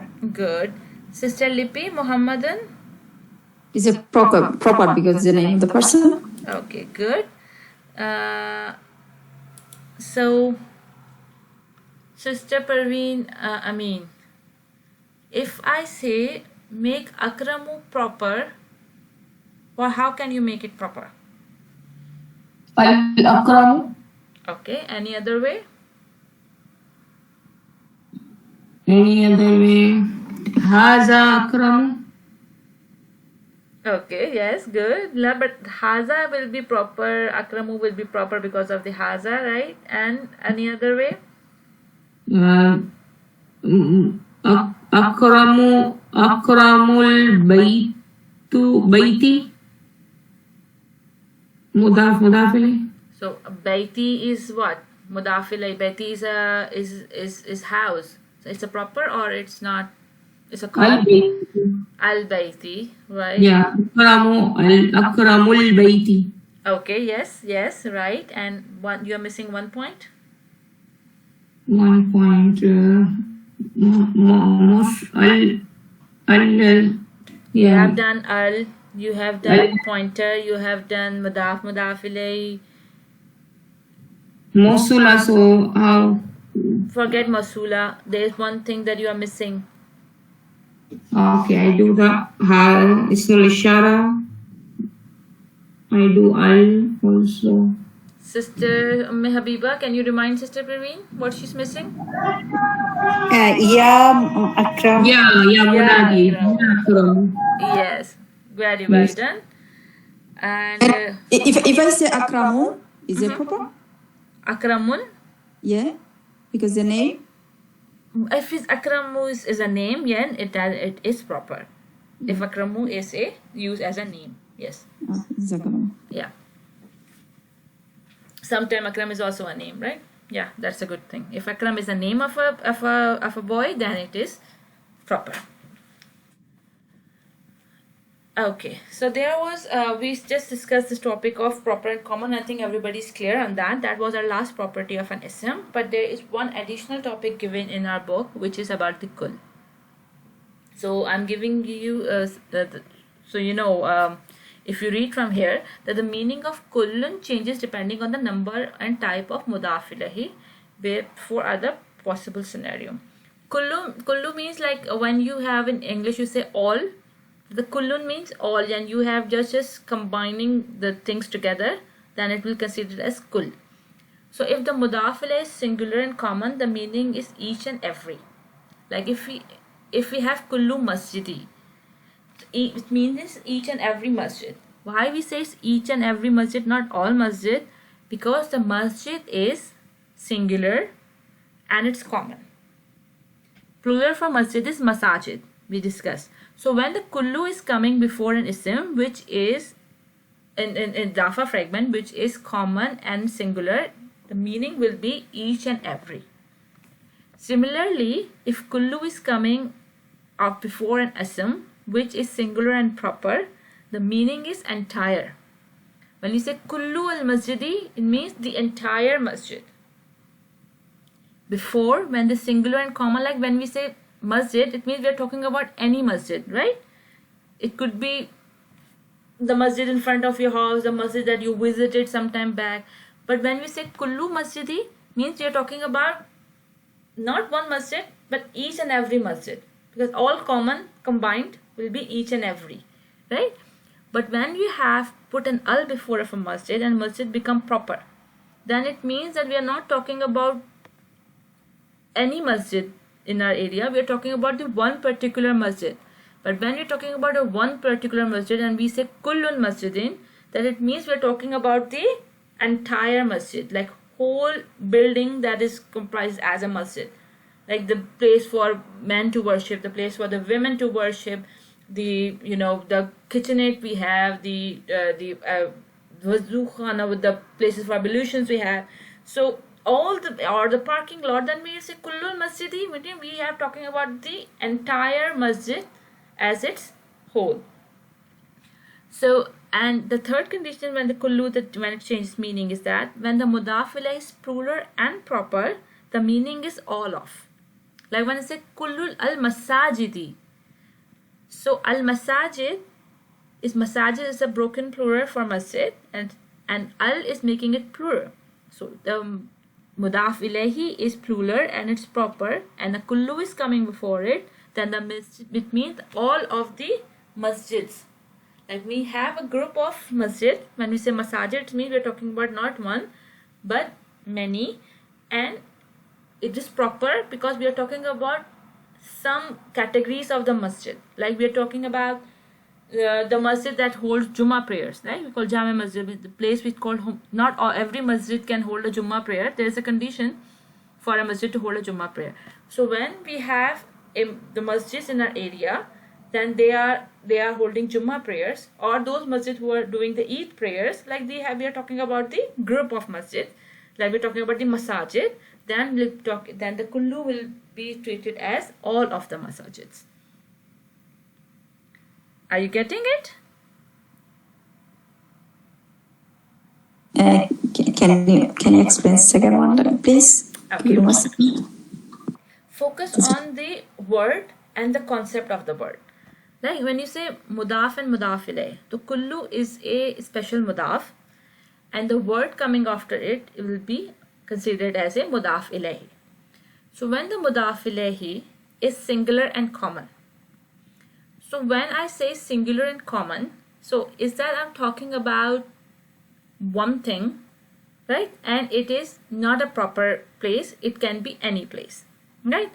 So masjid can be any masjid, but since kullu is here, kullu has a meaning of all combined in it, right? So kullu is meaning of plural in it, right? So when you say kullu masjidi, so the thing that should come in your mind is that the mudaf ilayhi is singular and mudaf ilayhi is common, right? So singular and common, it means each and every masjid, right? It should be singular and it should be common, so each and every masjid. But since mudaf ilayhi is singular and it's proper, so when it's singular and it's proper, what does it mean? That we are talking about one thing in particular? So al-masjidi means one masjid. But when we're talking about all with one masjid, what does it mean? Because the masjid is a building that has different parts. When I say kullul masjidi, it means the whole masjid are talking about. Like a house. If I say kullul bayti, it means the entire house. Like if I say I have hidden a book in the house, and you have to search the entire house, right? Per se, you have to search kullul baiti for the book. So what I'm talking about is like all the parts in the house, or all the rooms, all the sections are included in it, right? So it will be kullul baiti. Similarly, kullul masjidi, because I'm talking about one thing in particular, but it has different parts in it. It constructed of a different rooms, and how a house is built up of rooms or different sections. So this is called kullul masjidi. When the mudaf ilayhi is plural and proper. So plural and proper means what? That we are talking about the group because it's plural, and it's proper because we have categorized that group because based on some specific reasons, right? If I say al-bayti, kullul bayti. When I say kullul bayti means what? Al-bayti is telling me that al-buyuti means I'm talking about not one house but many house, but this house have something in common. Like maybe you're talking about one residential area, and I'm saying the kullul bayti, buyuti means I'm talking about all the houses in that area, right? So they are proper because I'm not talking about all the residential complexes. I'm talking about the one residential complex, and I'm talking about the houses in this concept. So that's how when you see the ism after kull in the mudaf ilayhi fragment, then you will see the property of an ism which is about the singular and common, or singular or proper, or plural or common, or plural and proper, and then you will translate it depending on its concept, depending on its meaning. Do you understand? Yes, Ustad. Okay, I'm glad. Because if it is like, it looks difficult, but when you think of it in terms of, if you understand the the number and type properly, then it will be easier for you to translate it, inshallah ta'ala. So look at the drill 4. Translate the following fragment. Use the word bang below. Okay, fruit means samara means fruit, and ta'am means food. So we have kullun in front of these words, and you have to translate it. So I'm starting from Sister Sarah. Kulla ummatin. Umma means Nation. Yes, ummat means nation. So kulla ummatin. How do you say? Each and every nation, all nation, entire nation. What is the property of ummah in terms of number and type? One ummah. Ummah means, yes, ummah is singular and it's common, right? There is no reason to be proper. So kullu ummah means, ummatin means Each and every nation. each and every nation. Good. But I asked Sister Sarah, can you hear us? Oh, I think she's busy. So Sister Parveen Maroof, can you please do the next one? Kulli masjidin.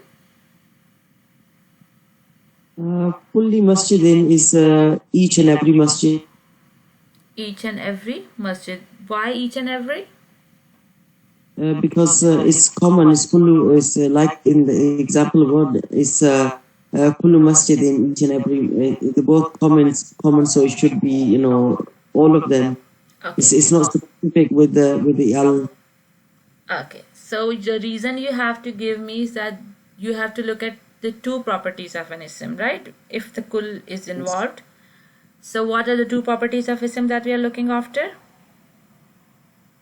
Whether it's marifa or nakira, and it's nakira. Oh, it's and the second property?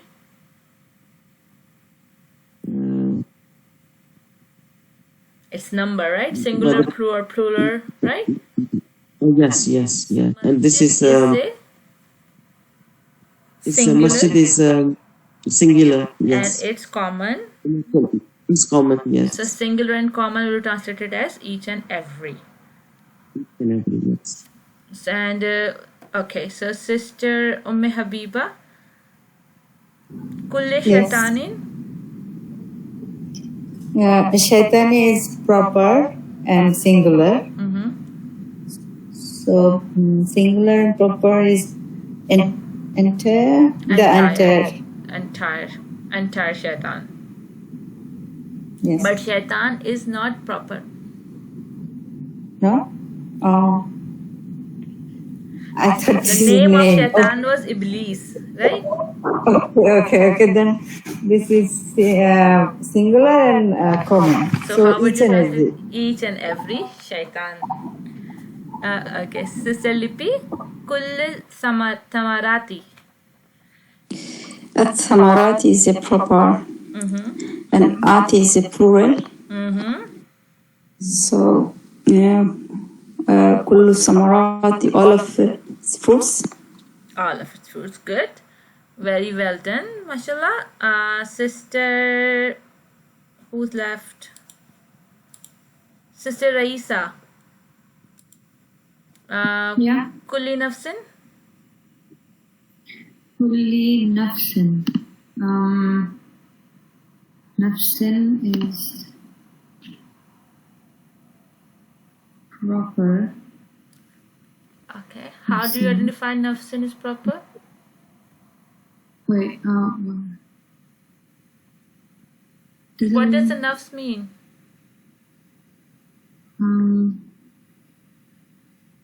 I don't know. Soul. Oh, so soul, naf- yeah. Oh, okay. So yeah, so it could be anybody's soul, so it's common. Yes.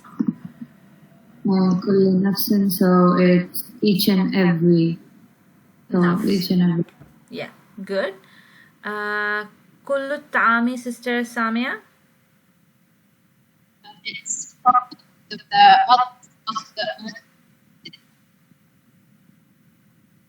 Sorry, Sister Samia, your connection is poor.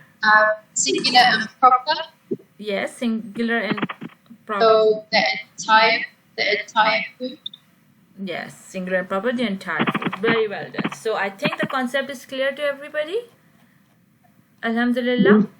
Alhamdulillah. So this is the end of our chapter number 3, and by that we have completed all 4 properties of an ism. And inshallah tomorrow will be your quiz. So let me stop recording.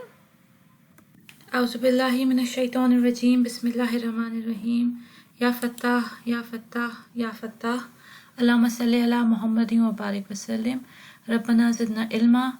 Rabbi shrah li sadri wa yassir li amri wa hlul 'uqdatam min lisani yafqahu qawli. Assalamu alaikum wa rahmatullahi wa barakatuh.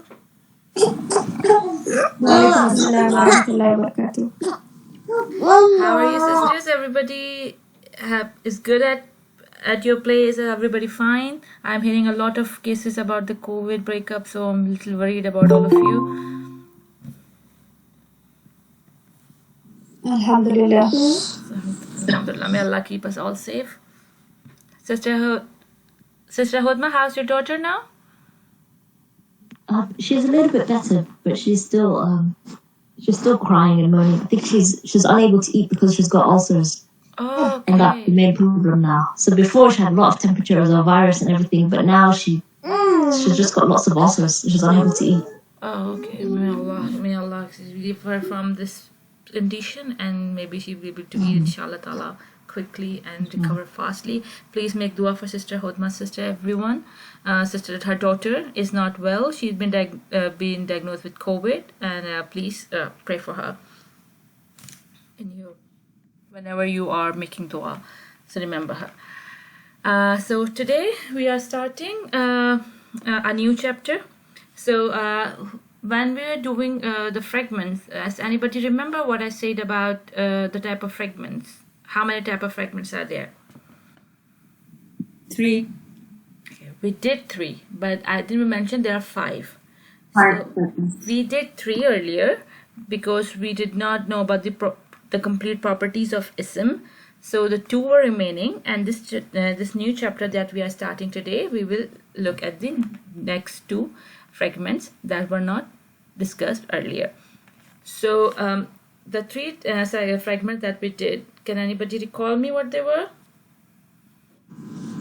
The jar majroor fragment, the idafa fragment, and the nasab wa ismuha fragment. Very good, mashallah.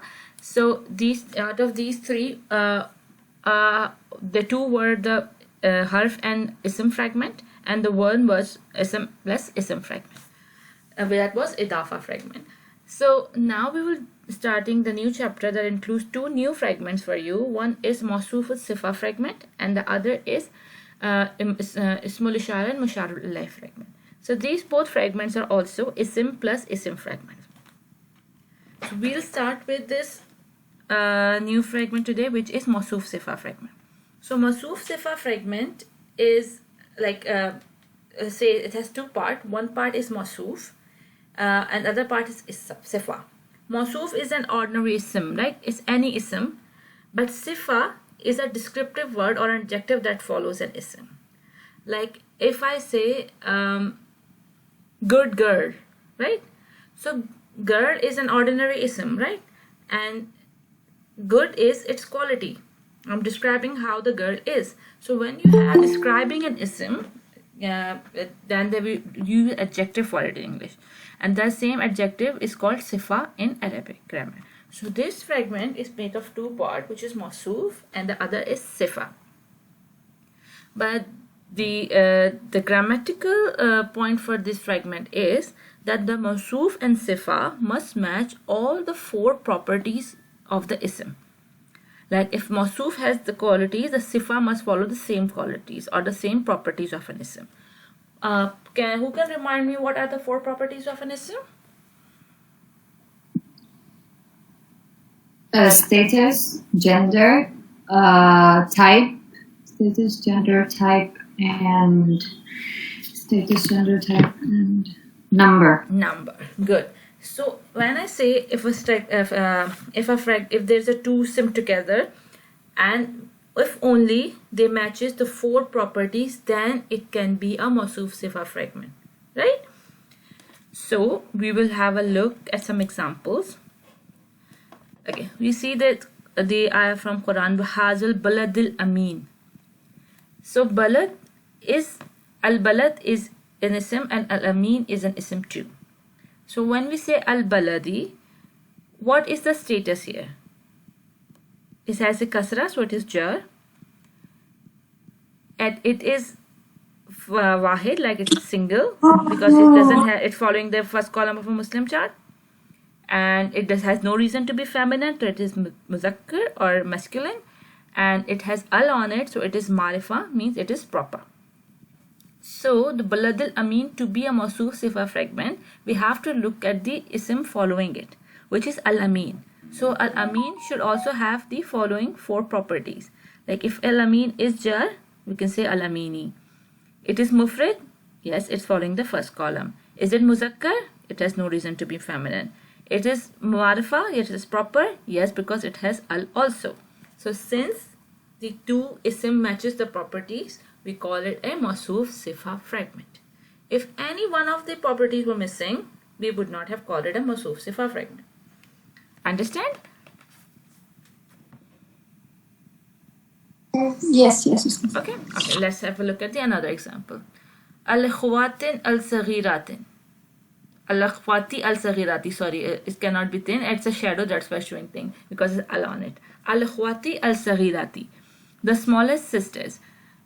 The ikhwat is a plural for ikhwat is a plural for ukhtun, and saghirat is a plural for saghir. So we say the status is nasab for both, and ikhwat is a broken plural, so it is jama, and saghirat is also jama, it's like plural, and both have ati sound, so they are muannas, and they are both have al on it, so they both are proper, so they matches the properties, so they are called mawsuf sifa fragment.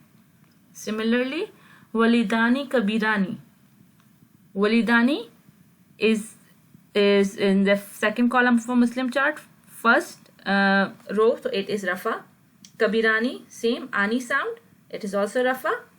And we say that they are dual because this is from the second column of a Muslim chart. They both are from the second column of a Muslim chart. They both are dual. Muslim chart, not Muslima chart, Muzakkar. And since they have no al, they have no ya, and they have no reason to be proper, so they are common. So they both are common. So that makes a Masuf Sifa fragment. Now we will look at. Ustaza, can you repeat the smallest sister's example again, please? Okay. Akhwati al-Saghirati. So tell me the status of the ism here. Akhwati. Can you please, sister? Yeah, here this is also it falls in the akhwati, so 2 the dual status, the number would be dual and the status would be how the dual. Do you know the Muslima chart? Muslima, yeah, okay, yeah, akhwati, so it will be akhwati. Yes, Ustaza, it will be like okay, what is the third column of a Muslima chart? Muslimatun, Muslimatan, Muslimatin, so it will be jar. It is not tin. I say it's a shadow, that's why it's showing tin. It's T. Akhwati. Okay, let me delete it for you and put it again with the shadow of. Can you see it now? Yes. It's akhwati, not akhwatin. So this will be like Muslimati, akhwati. Muslimati. Third column. Okay. Right? Is that okay? Yes, I understood this. Jazakallah. No problem. So ikhwati is from the second column of a Muslim, the third column of a Muslima chart. So that's why it is plural. Right? So now we will have more example from book, and then this will clear our concept, inshallah ta'ala. So let me change the screen.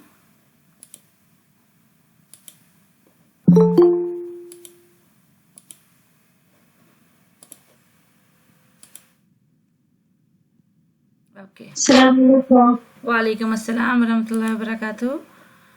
I managed to join. I might have to leave early, Ustadha, if you don't mind. No, but I'll listen to what I can, inshallah. Okay, no problem. Sister Raisa, can you please read for us? Can you see my screen? Okay. Chapter 4? I can see. Yeah? Please go ahead. Okay. Now that we have completed our study of the 4 properties of an ism, we can look at the remaining fragments. Recall that we already covered 3 of the 5 fragments under the status and action. The remaining 2 fragments will require us to use knowledge of all the 4 properties of an ism. Recall that the 5 fragments are al-jaru wa al-majrur. Al-jar wal-majrur. Al-jar wal-majrur. Harfu an-nasbi. النسبي واسمها الإضافة and الموصوف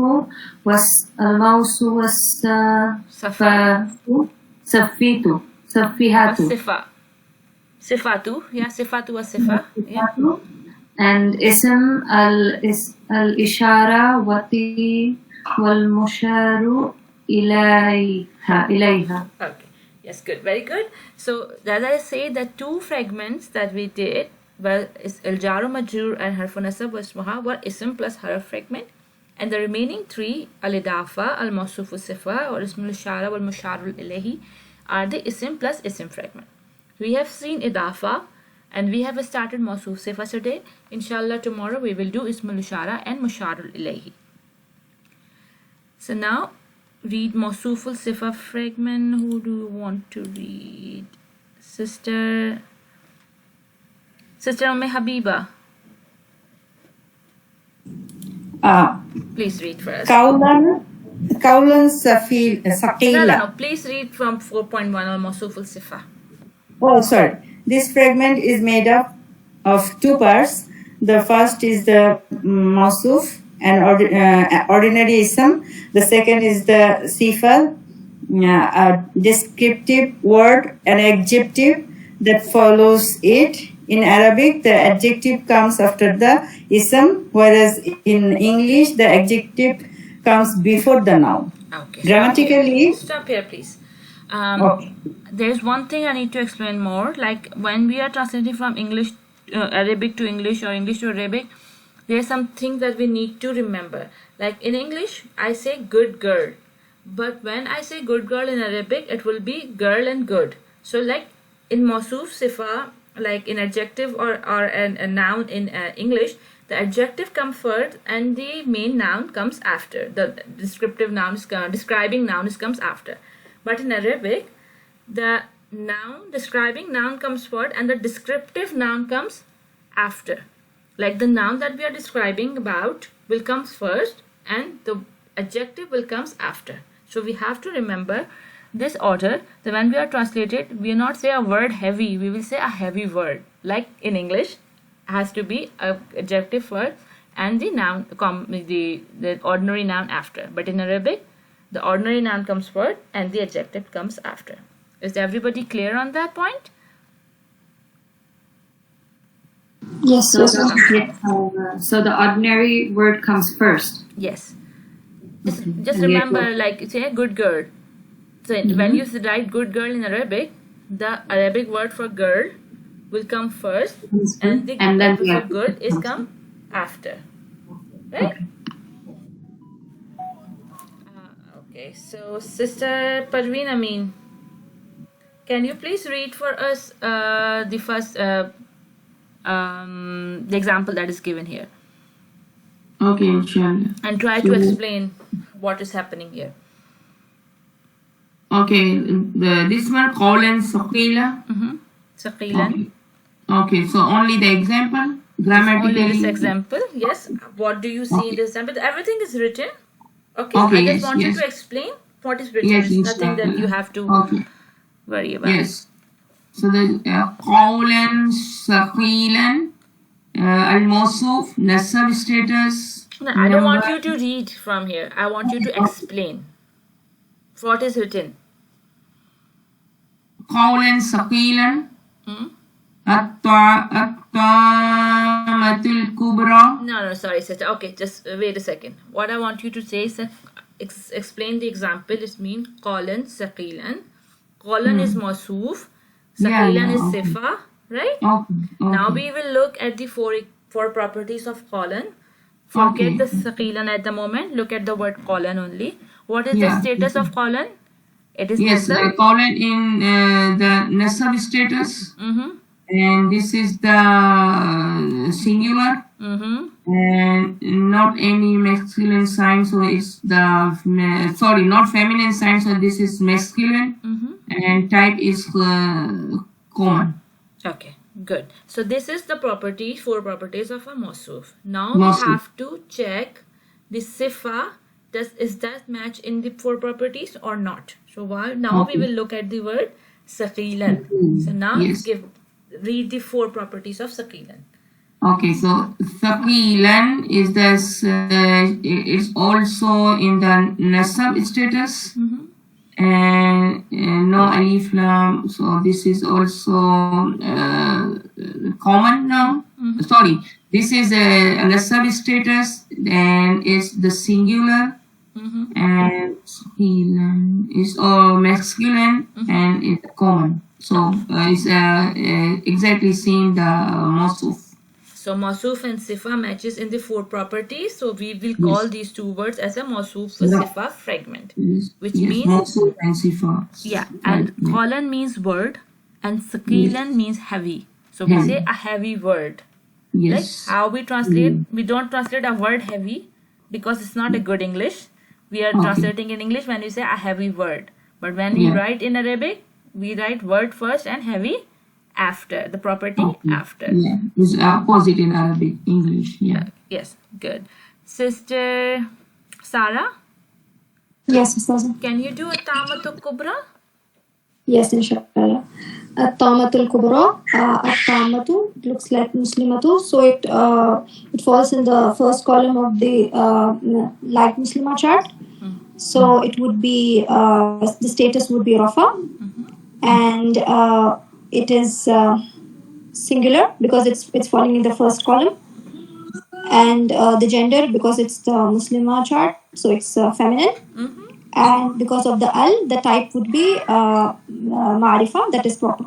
Very well done, mashallah. I'm proud of you. And al-kubra will be the status will also be rafa, because How do you know it's Rafa? al-kubra because I think it falls in the, it's like al-kubra looks like broken plural, is it Ustaz? What is the meaning of Kubra? Kubra is big, big. So Kabir, it's from Kabir. Yeah, but it's Kabir is something, Kubra is something else. It's biggest, right? Yeah. So what does it have in the ending? When you're looking about the status, you look for ending haraka or ending sound. So Yeah. what does Kubra has in the end? Kubra, it looks like it has an fatha, but it raw, so it's like an alif maksura, is it? It's have a ya maksura, right? Yeah, maksura, sorry, yeah. Yeah. So what is about the words that ending in ya maksura? How can we tell their status? Yes, we studied about this, that the alif and ya maksura, the words ending with alif and ya maksura, the status would be rafa. Okay, stop here. I have to ask somebody else. Sister Hodma. Yes. What do you say about the flexibility of Kubra or Al-Kubra, the word that are ending with Alif Maksura or Ya Maksura? They're non-flexible, so you can't tell the status based on the word. Okay, very well done. So, Sister Sarah, so Kubra cannot give away the status. So, we cannot say straight away what is the status of Kubra. So, you will say at the moment it can be Rafa, Nasab or Jar. Okay. It can be Rafa, Nasab or Jar. We will conclude it in the end what the status is based on the other properties, right? Okay. Now go ahead. And it doesn't have any reason to be masculine here. Okay, what about the number? The number, it is singular. Okay, give me a reason. How do you conclude it's singular? Singular because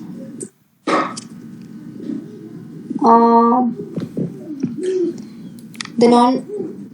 I'm not sure of the reason. Sister Parveen and Sabine, can the you non-human give us the reason? plurals is considered singular. No, it's not plural. It's not plural. Sister, it's related with the flexibility. I'm giving you a hint. Okay, Sister Parveen, can you give us the reason why it's singular? This is the light because of alif lam. So no, I'm not talking about the light or heavy. I'm saying why it's singular. That is why. So say again your question, please. Question is, it's written here that the number is singular, Al-Kubra. Yes. So why it is singular? Why not dual? Why not plural? Why it is singular?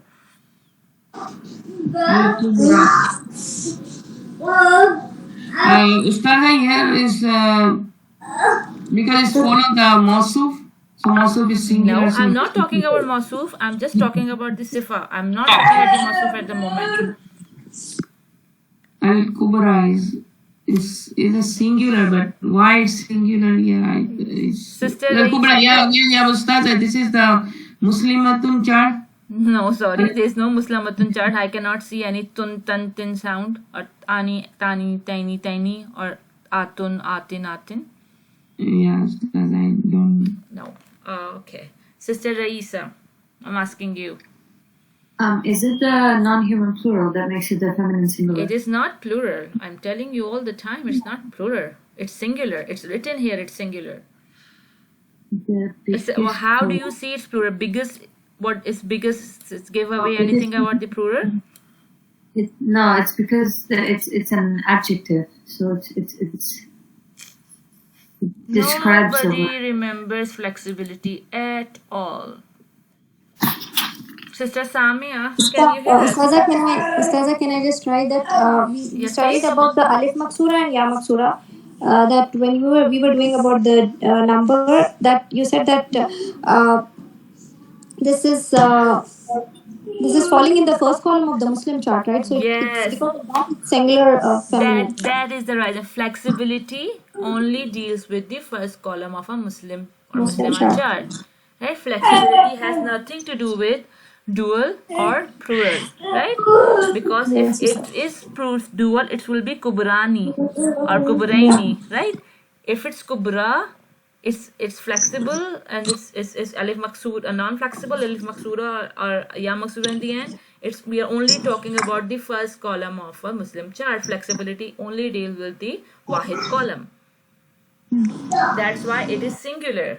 You does not have to look at the meaning even. You can say it's singular because it's a non-flexible ism. Right? Yes, Okay, Ustaza. everybody today has to go back and listen to the flexibility recording, and you can do it quickly, like on the speed of 1.2, 1.3 or anything, but you have to listen to it because you need to revise. Because everything I say, it's all the building blocks. It's like a Lego. You cannot just go on next chapter forgetting what you did before, because everything is a part of a foundation. Okay, so you have to keep memorizing, keep remembering what we did last time. That's why I work on the revisions every day before class. But you guys did so well last time in the quiz, so I thought that I can skip it today. Right, but but this example has given us a revision, so you guys know that you need to work on that. Okay, it's your responsibility to go back and listen to the recording. So yes, sister, continue with the other properties. Yes, Ustaza. And then in the end, we because of the al, it is proper. And, So you missed the gender. You missed the gender, Sister Sarah. the gender, because it falls in the, as we said, the first column of the chart, so it is singular feminine. So how do you say it's feminine? It's not. It could be.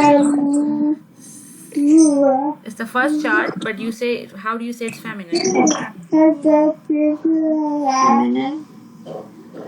Because by default an ism is masculine, but it has the reasons to be feminine.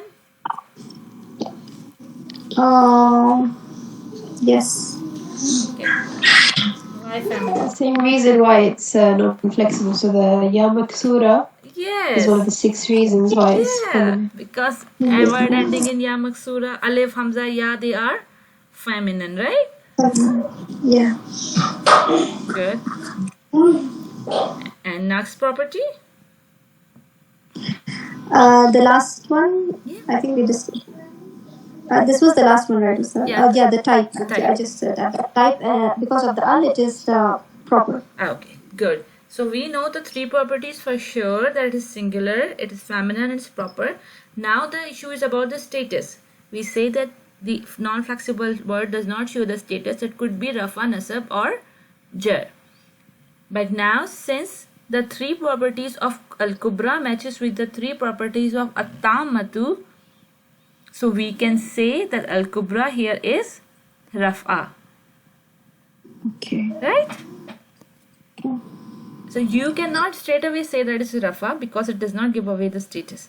But since it is matching the 3 properties, that's a high chance that it is a mawsuf sifa fragment. So for it to be a mawsuf sifa fragment, their status should also match. Okay, this was a tricky example. So if anybody has any question, please ask me before we move ahead.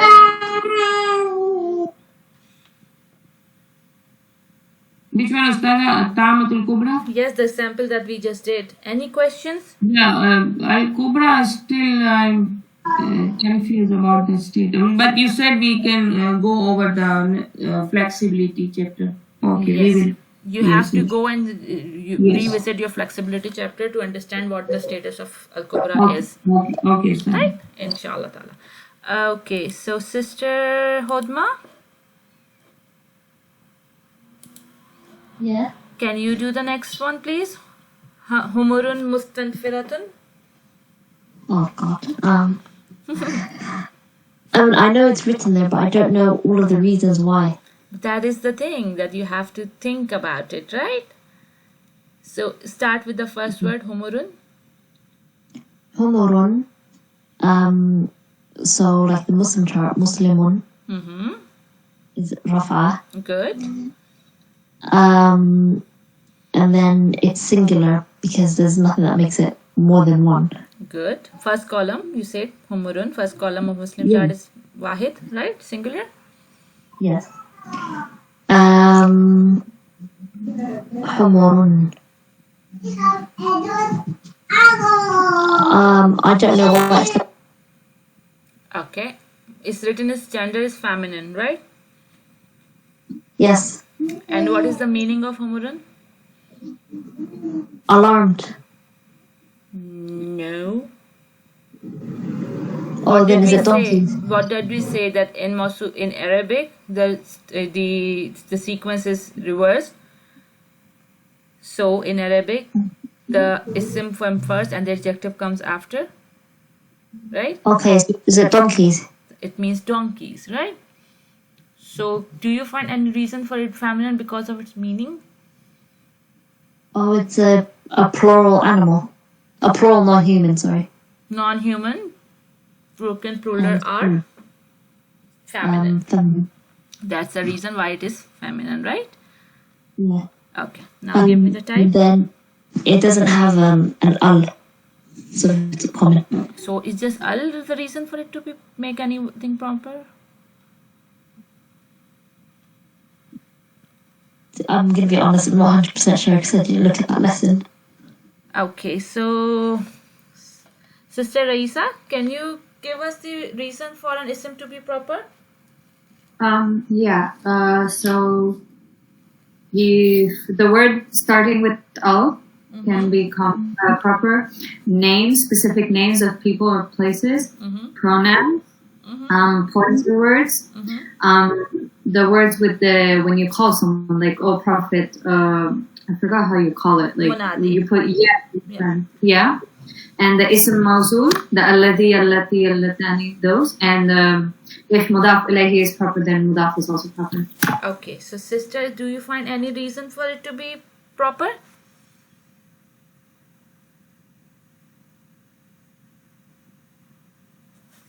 Is it because it's a name of the animal? So donkey is the name of an animal, or it's a type of an animal? No, type. So donkey can have a name, right? Yeah. So does it find any reason to be proper? No, it doesn't, sorry. So it does not have any of the reason to be proper. That's why it is common. It's not just al. You have to look for the other reasons as well. Right? Okay. Yes. Okay. So we've done Mawsuf. It is Rafa, singular, feminine, and common. Now we will look at the Sifa. And please explain the Sifa to us. Okay. Can I just ask one question? Sorry. Is it that the Mawsuf is the Sifa has to follow? That way around? The Mawsuf is a word and Sifa is an adjective, right? So In we terms will of the look. properties. These come as a package. When do you have two ism together? Okay. I say there are three types of fragments when two ism are together and making a fragment. So, idafa fragment, mudaf mudafile, or mawsuf sifa fragment. We can know it's not mudaf mudafile. We can see that similarly that it is tun. It's not tin. So it cannot be idafa fragment. So we are looking for the signs for it to be a mawsuf sifa fragment. So first we look at the four properties of an ism. Now we will look at this second ism and its four properties. If they match, then it will make a mawsuf sifa fragment. If they do not match, it will not make a mawsuf sifa fragment. So we look at the first ism and we identified the properties. Now we are looking at the second ism and we are identifying its properties, right? Independently. So look at the mustanfiratun. Forget the humurun and give me the four properties of mustanfiratun alone. Okay, mustanfiratun is once again a rafa because it's got damatain. Good. It's singular. Why singular? It's the meaning of the word? No, you just say something earlier, making it rafa. The same reason to making it Well, singular. the what made it the singular feminine? Because the first column of Muslima chart, right? It's a wahid Yes. column. This is a singular word, right? Yes. Okay. And that reason is feminine too. Good.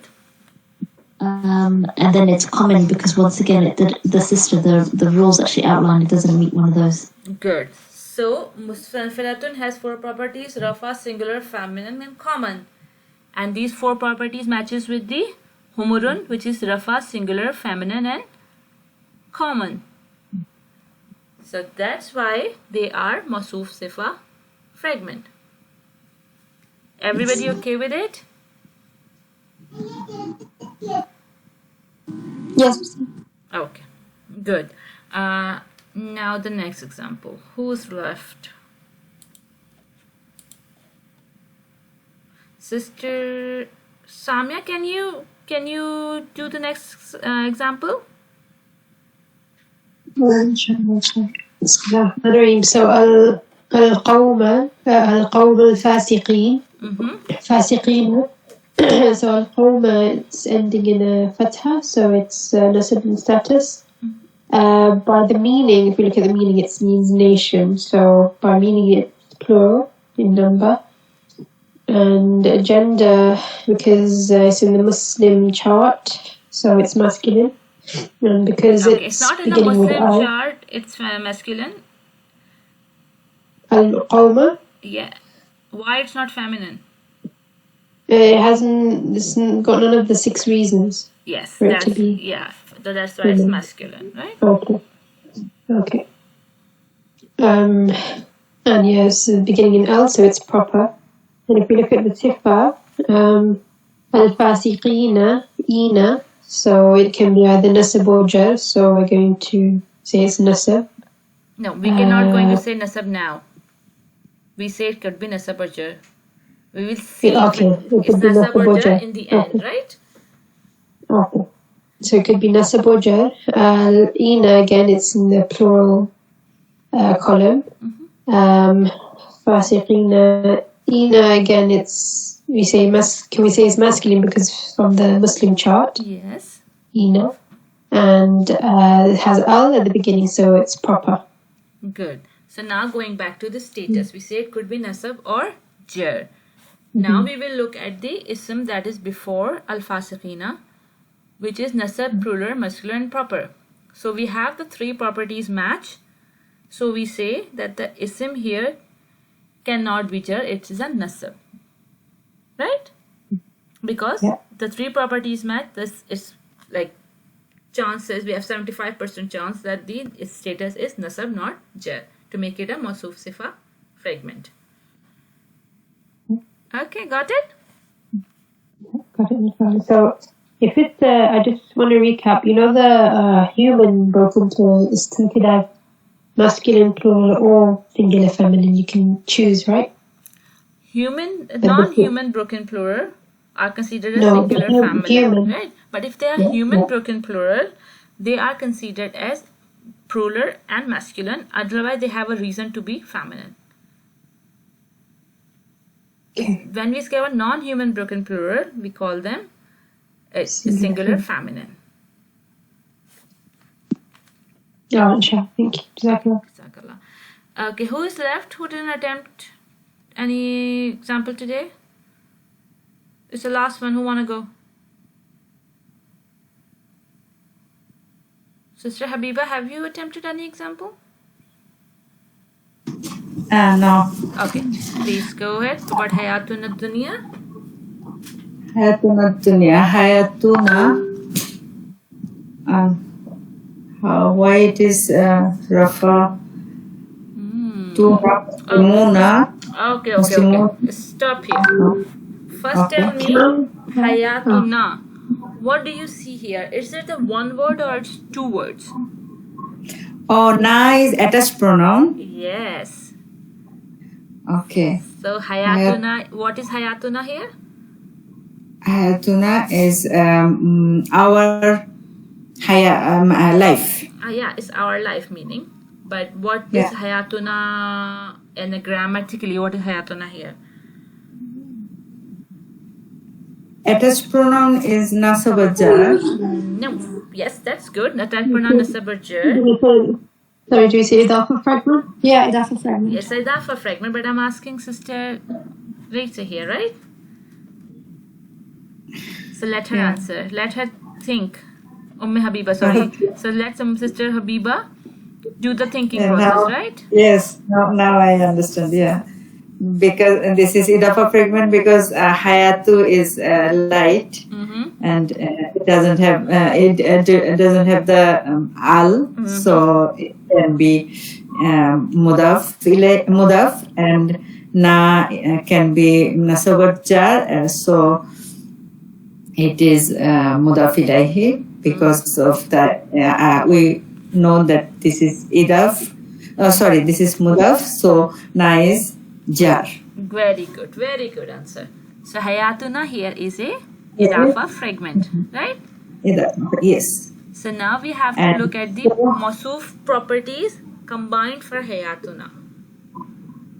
So we cannot say it rafa, because we say it no. We will look at the property of mudaf, right? Okay. And then we will combine it with the we'll check it follow the properties of sifa or not. So when we have a idafa fragment, we will look at the properties of a mudaf, sifa, right? Mudaf. For mawsuf, we look at the properties of mudaf. Okay. So give me the 4 properties of hayatu. Hayatuna in hayatu. Okay. Hayatu is rafa. Yes. Okay. Hayatu is rafa and it is light and it is two is feminine and proper or common. Number. Oh, okay. At number is singular. First column and that's a singular, and with the na attached pronoun is pronouns are proper. So that's why Rafa is become proper. Good. So now you see the 4 properties of mawsuf here, hayatuna combined as an idafa fragment. Right. So it is Rafa singular, feminine and proper. Yes. Good. Now look at the word dunya, ad-dunya. Ad-dunya, this is again, no, we cannot say it because it has also, we can say it proper, and dunya, ad-dunya, again, with alif, so it is non-flexible. So non-flexible can be rafa nasab jar, but we don't know. Okay, good. So we leave it here and then we move ahead. Right, so number dunya, we can the meaning dunya is. Now again, we did it just before. What did we say about kubra? Okay. How do you identify the number in kubra? Yeah. Alif maksura or ending with alif maksura and alif maksura. This is not alif maksura. You talk about the flexibility, right? Did you say that dunya is ending in alif? We cannot say that it's rafa nasab or jar because it's non-flexible. So same reason is for the number to be singular, right? So give me the reason, just state out the reason. You know the reason, but just you have to say it loud. Sorry? I think you know the reason. You say that it's non-flexible, that's why it could be rafa nasab or jar, and it's singular. Singular. So what is the reason? Because broken plural. Who said it's plural? We say it's singular. I already, yes, I said it. Yeah, broken plural can be feminine and singular. They are not talking about the plural. Is the dunya means low. Dunya means lowest, right? Is this lowest by meaning giving you anything that's it's plural? No. So were you listening to the lecture when we were explaining Al-Kubra?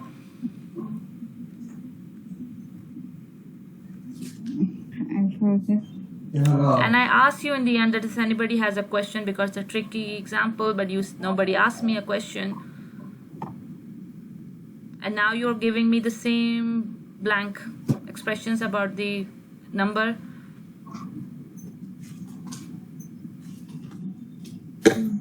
Okay, I'm not going to explain it again. Who's volunteering to explain it to sister?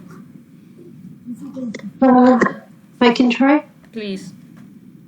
Okay, because it's ending in Alif Maksura, it's ending in Alif, so that's one of the reasons, the 6 reasons that it can be feminine.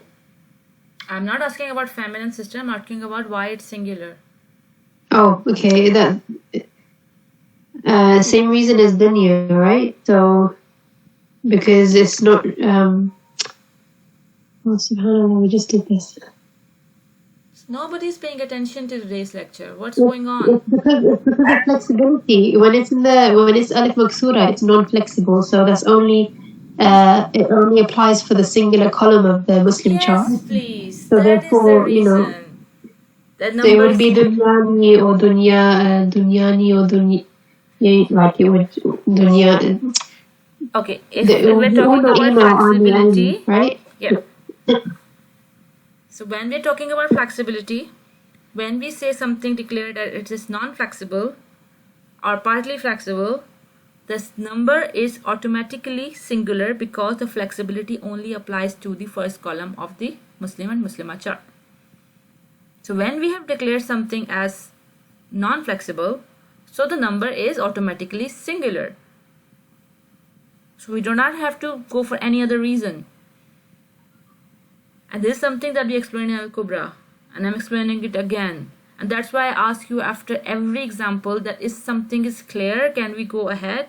Because I have no issue in explaining again and again. But when I ask it's clear and you do not ask me, it puts me off because I'm ready to explain, but nobody is willing to ask me a question. And when I ask again and the same blank and all the reasons coming up, it's not about a class that you miss, it's about the same class we are in.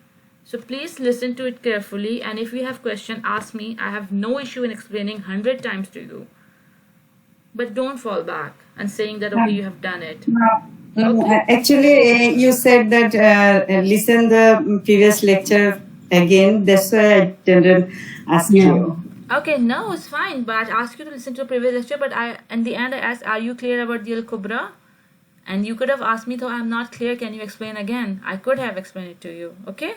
So if you're not clear at any point, you can stop me and you can ask me. I have no any issue against that. I'm willing to explain it to you 100 times. But I want things to be clear, right?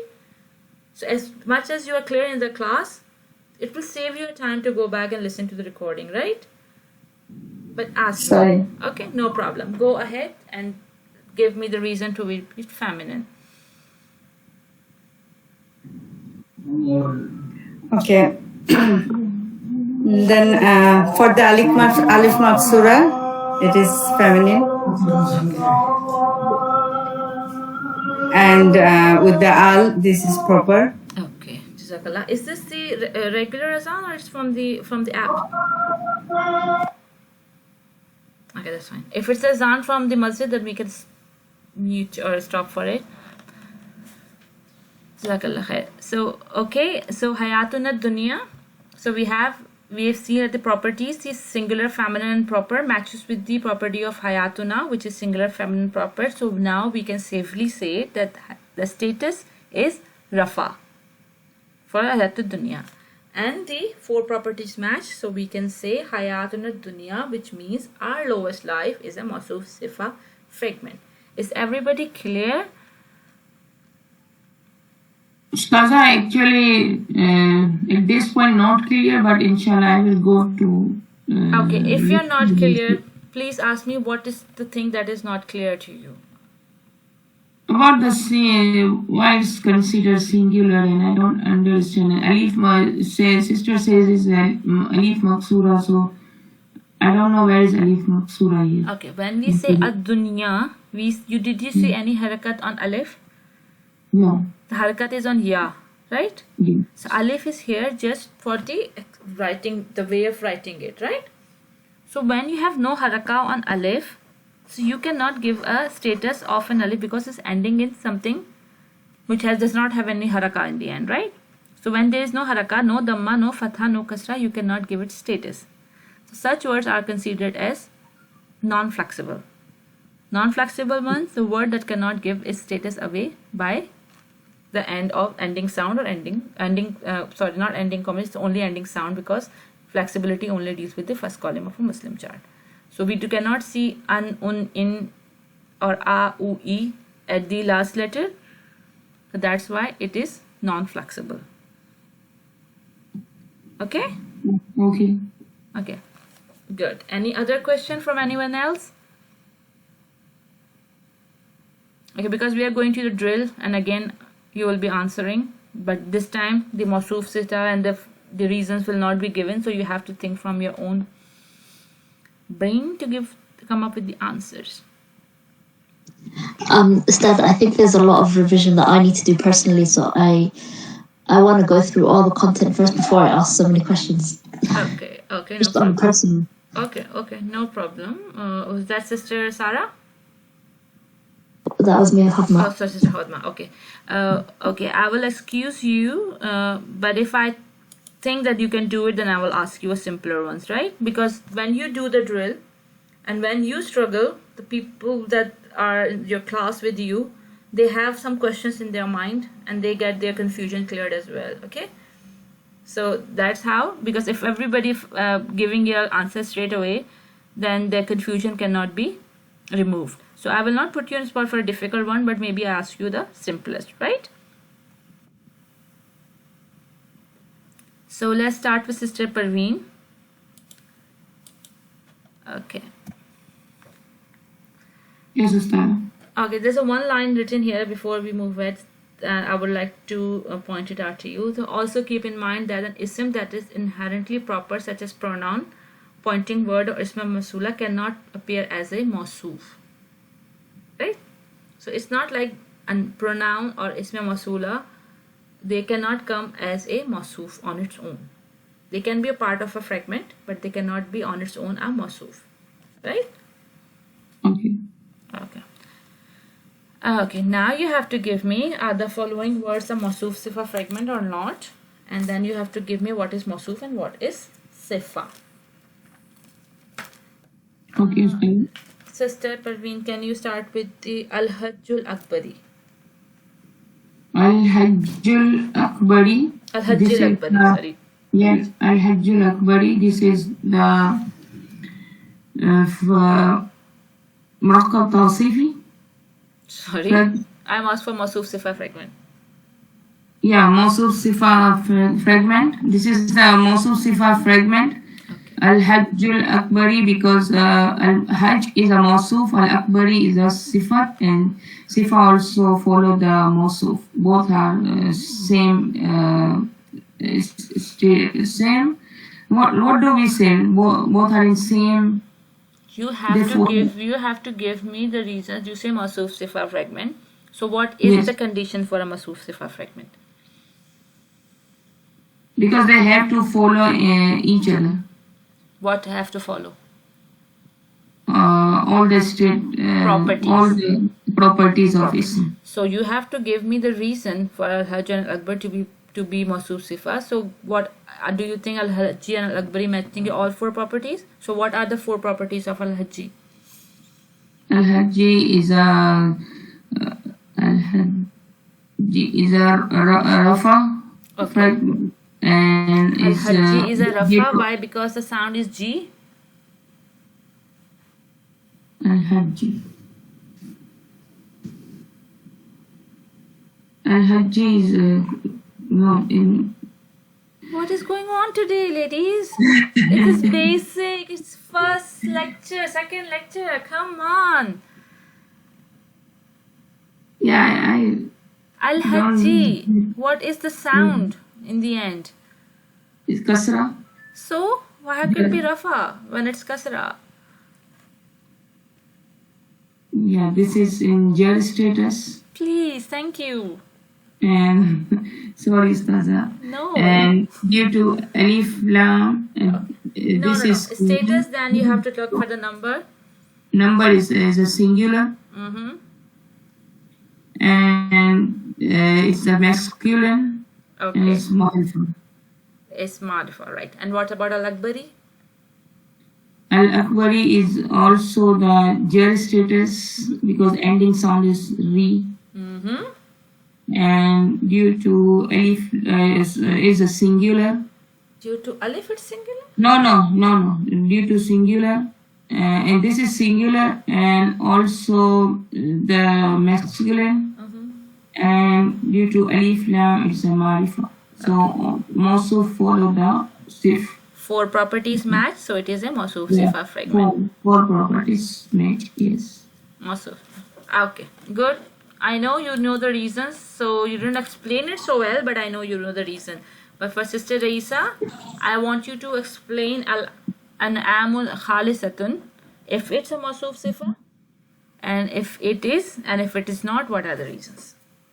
Okay, so Al-An'amu. Al-An'amu, it is masculine because it doesn't have a Start reason. with status, number, gender type, because when you do the status right, it's most probably you do the number and gender right too, right? So start So with the status. status is Rafa because of the Dhamma. Mm-hmm. Status, number. So number, it is it's singular. Mm-hmm. It is masculine because it doesn't fall into the reasons to be feminine. Mm-hmm. And it is proper because of the alif lam. Good. Now go to Khalisatun. Khalisatun.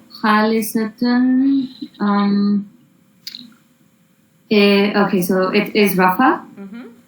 And then number 8 is Khalisatun.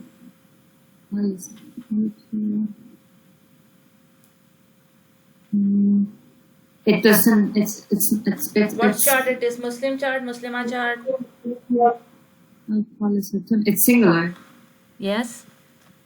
Yeah, it's singular. And what's next? The Gender? gender, and it's feminine because of the ta marbuta. Okay. So what was the gender of Anamu? What? Oh, it's masculine. So no, it is not. A Mawsuf Sifa fragment. Yeah, no, so Good because it work. doesn't. Good work. Sister Samia. Yes, Father. Wallahu Khabirun.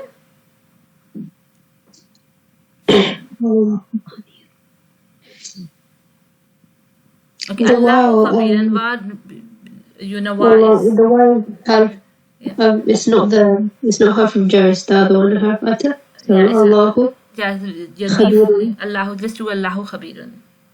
So Allahu is Rafa in status. It is the word Allah is singular, and it's masculine. The word Allah is masculine, and the word Allah is proper. So if you look at Khabirun now, it's Rafa in status. It's singular. The Khabirun is from the Muslim. There's no reason for it to be feminine, so it's masculine. Good. And it's but whether but Khabirun Does it have any reason to be proper? No, I don't see him. So it is common. Yeah. And what is the type of Lafzu Jalala? It's that is the lafz jalala is proper. So it can or cannot be Mawsuf Sifa statement? It can't be, no. It can't be, right? Because it doesn't match the 4 properties. Good. Sister, I'm not giving Sister Sarah this one. So sister Habiba. Ila Yaumi Kiyama.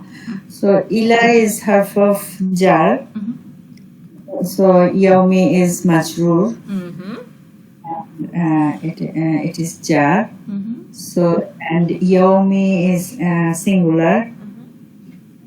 And it is common.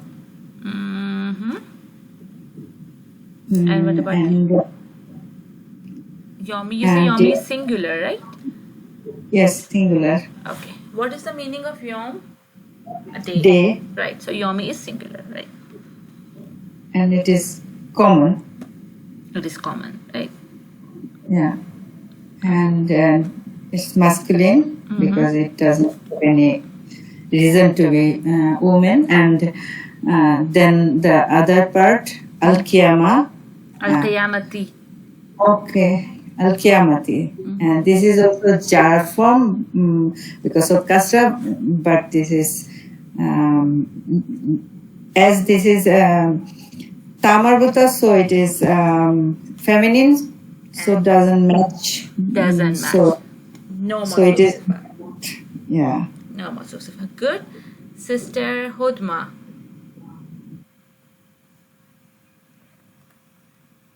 Sister Hudma? Yes.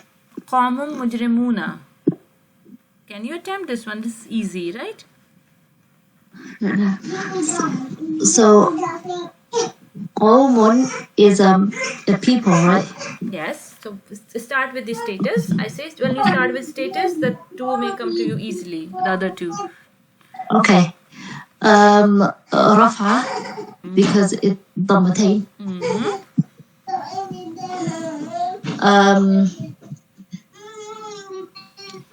It's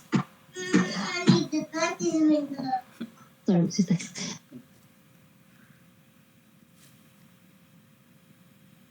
It's okay, sister. We are not disturbing by the voices in the background.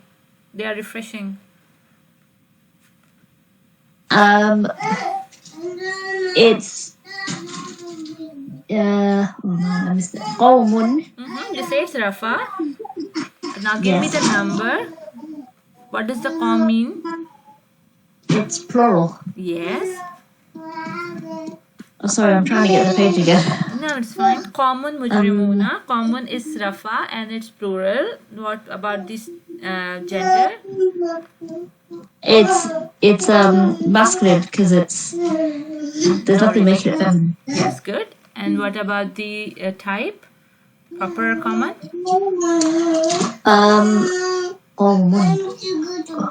Would it be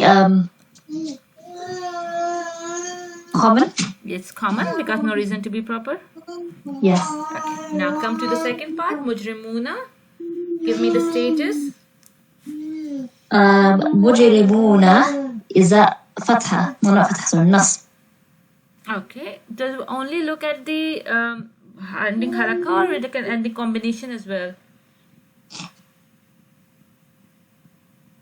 Ending sound like Muna? Yes. What's the sound in the end?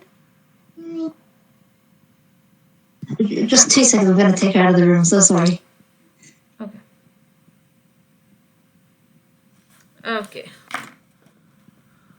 We will leave it when Sister Hudma comes. We will do the next part. Now I would like Sister Parveen to do the Rabbukum al-Ala.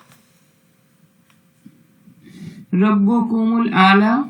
So Rabbukum is mudaf and mudaf ilayh. Rabbukum is Dafa. Very good.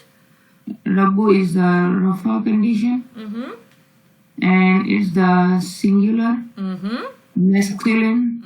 And Rabbu is a woman. Good. And Kum is the attached pronoun. And is also, this is the plural. No, you have to give me, we don't need to do the properties of mudaf ilahi, but only need the type of mudaf ilahi for a mudaf to make it proper or common. So you say the Rabu is common Fine, but Yeah. since it's have a kum attached to it, so what Yeah, does so it this make? is Marifa. It will make Both. marifa. Yeah, Okay. yeah, due to Modafile. So this is Modaf fragment. Okay, so we have Yeah. rafa, masculine, singular, and proper. Now look at ala. La is Ala. Rafa. Okay, how do you know it's rafa? No, this is due to Alif. Alif is in, yeah. This is an non-flexible. Yes, so we don't know So we yet. put in, yeah, Yeah. So what about the number and gender? is a singular Ah. and masculine. Okay. And this is Why it is Marifa masculine? due to Alif Lam. Why is masculine? No, this is not masculine. This is feminine because of Yeah. Ya Maksura. Yeah. So, and it is proper. So does Proper, the qualities yeah. match? No, property is not matched. Properties is not This matched. is not, yeah, not what you say, shift and also fragment. It's not a Mawsuf Sifa fragment. Yeah, shift, yeah, because I told it's the Morocco. This is also different, yeah. Shift and also fragment. This is not shift and also fragment because not all properties matched. Okay, good. Good answer. Sister Hodma, are you back? Yes. Okay, now try Mujrimuna. Mujrimuna, is that Rafa? Okay, it's Rafa, but how do you know it's Rafa? Because it's a plural in the Muslim chart. Good. It's Muslim chart, and we know it's a plural column of a Muslim chart. So, Yeah. how much do we know just by this answer? We know the number Number and the status and the gender. Muslim and the chart. gender. Yeah. Yeah. So Yes. if you identify the status right, then you know the number and gender, right? Yeah. Okay. So So is it is a Mawsuf wasifa? just one thing is ref. What about the type? Oh, Mujrimuna. Is it common as well? Yeah. So that's why it's a Mawsuf Sifa fragment. Yes. Good. See, you can do it. You were just hesitating. So we need to do it quickly. We're out of time. So Sister Raisa. Can I ask one question please. about that? Here, Kaumun is singular, no? Common is plural. Is the main nation. Nations are always plural. But Dhammatain, So does it make any difference?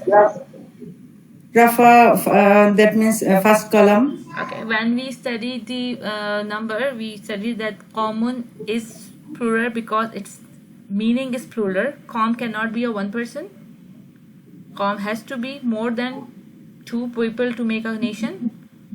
Yeah. Yeah, then com means nation. Some words are implied as a collective noun. So we have one nation, it's common. When you have two nation, what would be? Qaumani. And when we have more than two nations, we're talking about Qaumuna, United Nations. Yeah. So you understand? The word itself is plural True. by meaning. Right? Oh.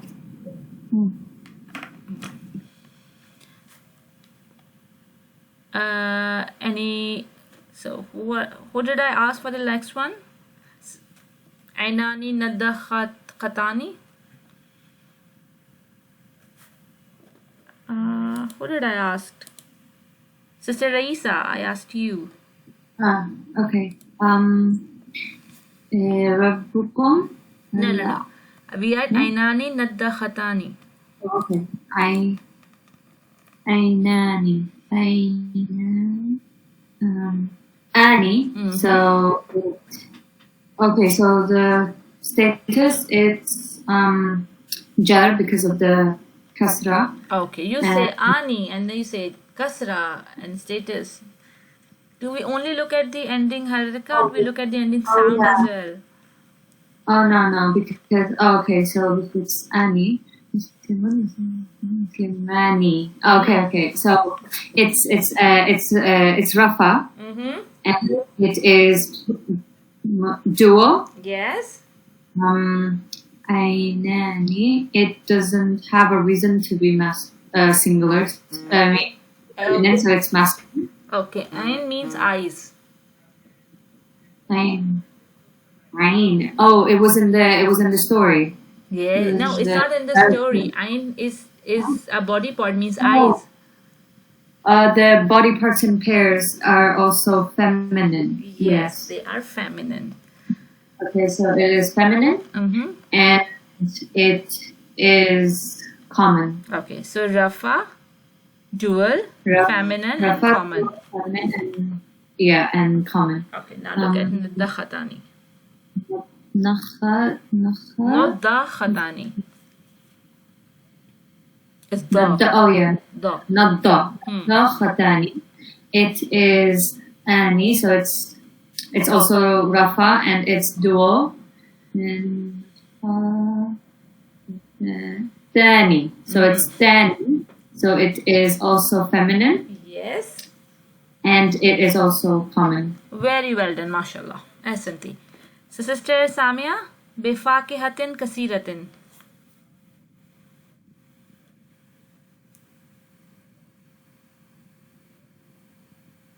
I think Sister Samia is not here. Sister Sarah, can you do it? Inshallah, I can attempt. Inshallah. B here is the harf of jar, so it will be jar majroor.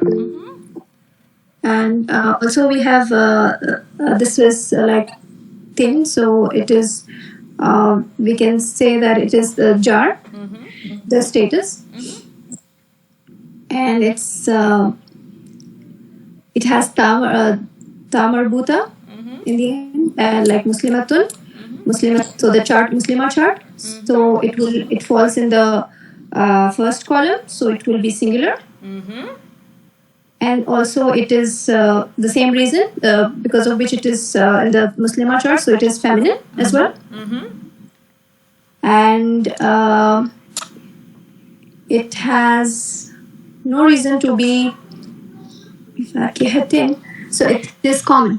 Yeah, it's common, no reason to be proper. No reason to be proper. Very well. Now kathiratin. And kathiratin, also it is it falls in the same column, kathiratin, so it will be jar, status would be jar, and also singular, the first column, and also the Muslima chart, so it will be feminine, and no reason to be proper, so this will again be common, so it is a sifa mawsuf Fragment. Fragment, yes. Very well done, very easily done, mashallah. Sister Habiba, Narun Hamiyatun. Narun Hamiyatun. Narun is Rafa, and this is singular and feminine and common. Good, well done. And Hamiyatun again, this is Rafa and singular and feminine also. And type? It's also common. So it's a Mawsuf Sifa fragment. It's a Mawsuf Sifa, yes. Sister, can I go for Salah? Yes, Maghrib? please. Yes, please.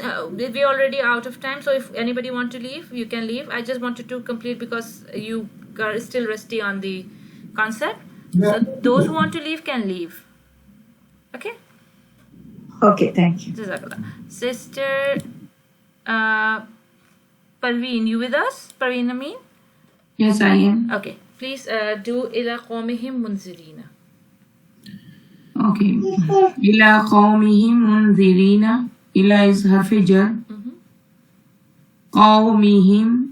Qawmihim is mudaf fragment. Very good, mashallah. Yes, and now for properties, qawmi is the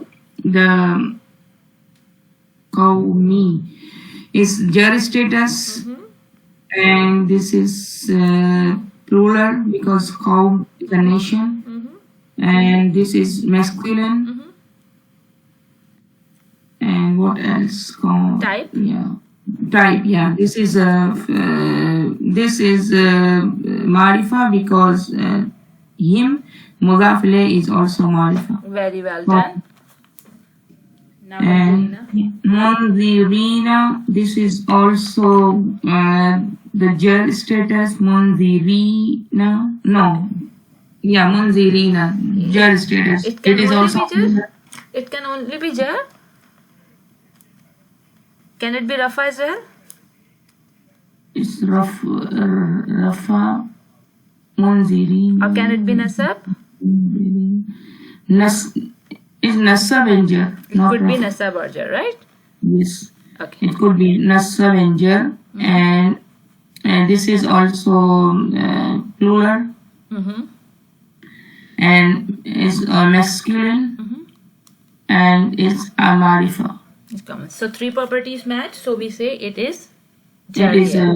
Jar here, right? yes. So ila qawmihim and munzirina is a mawsuf sifa fragment. Yes, Ustad. Good. What about now Sister Sarah? Yes. Okay, would you like to attempt the Li Ghulamaini Yatimaini? Inshallah. Li ghulamaini. Li here would be the harf of jar. And so this will be a jar majroor fragment.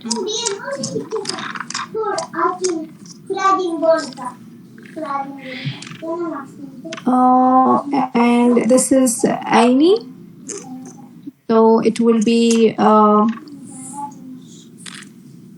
this will be nasab or jar. Nasab or jar, and it's in the second column, so it would be jewel. The number would be jewel. And this is the masculine because it's in the Muslim chart. And the type will be common because there is no reason to be proper. Good. And yatimaini also aini, so it will be the status would be nasab or jar, and it is in the second column, so it is also jewel. And the type, before the type, the gender is also masculine because it's the Muslim chart, and the type will be common because no reason to be proper. Okay, so the So properties this will match. be matching, so it is sifa mawsuf fragment. Good, very good. Sister Samia, you with us? Yes, I am. Yeah. Okay, attempt the last one. Hami and Masnurin.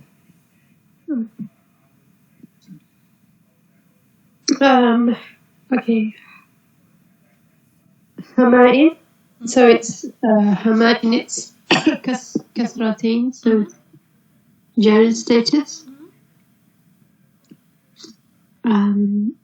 It's there's no singular, and there's no, well, it's got hamza at the end, so So we don't have, not all Hamza words are feminine. okay. We can call it masculine. Okay. This is masculine and it's common. Then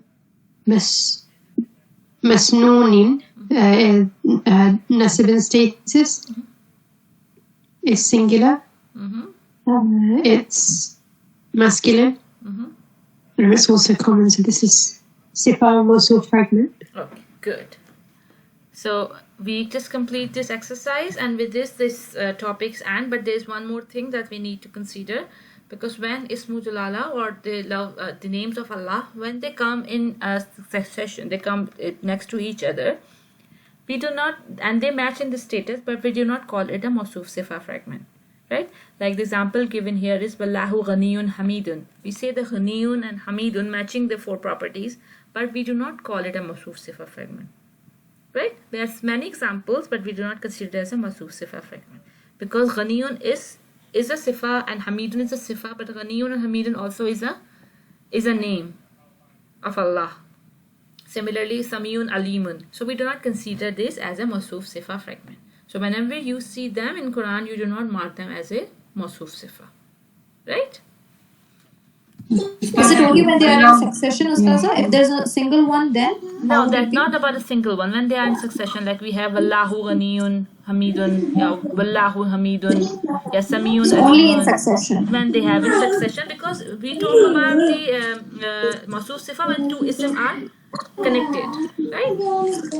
So that's and we do not take that Damair and the Ismul Shah are not considered as the so Huwa Samiyu, we do not say Huwa Samiyu as a Mawsuf Sifa fragment, so because something was written here. Wallahu Khabirun Ustaza, so is not this case?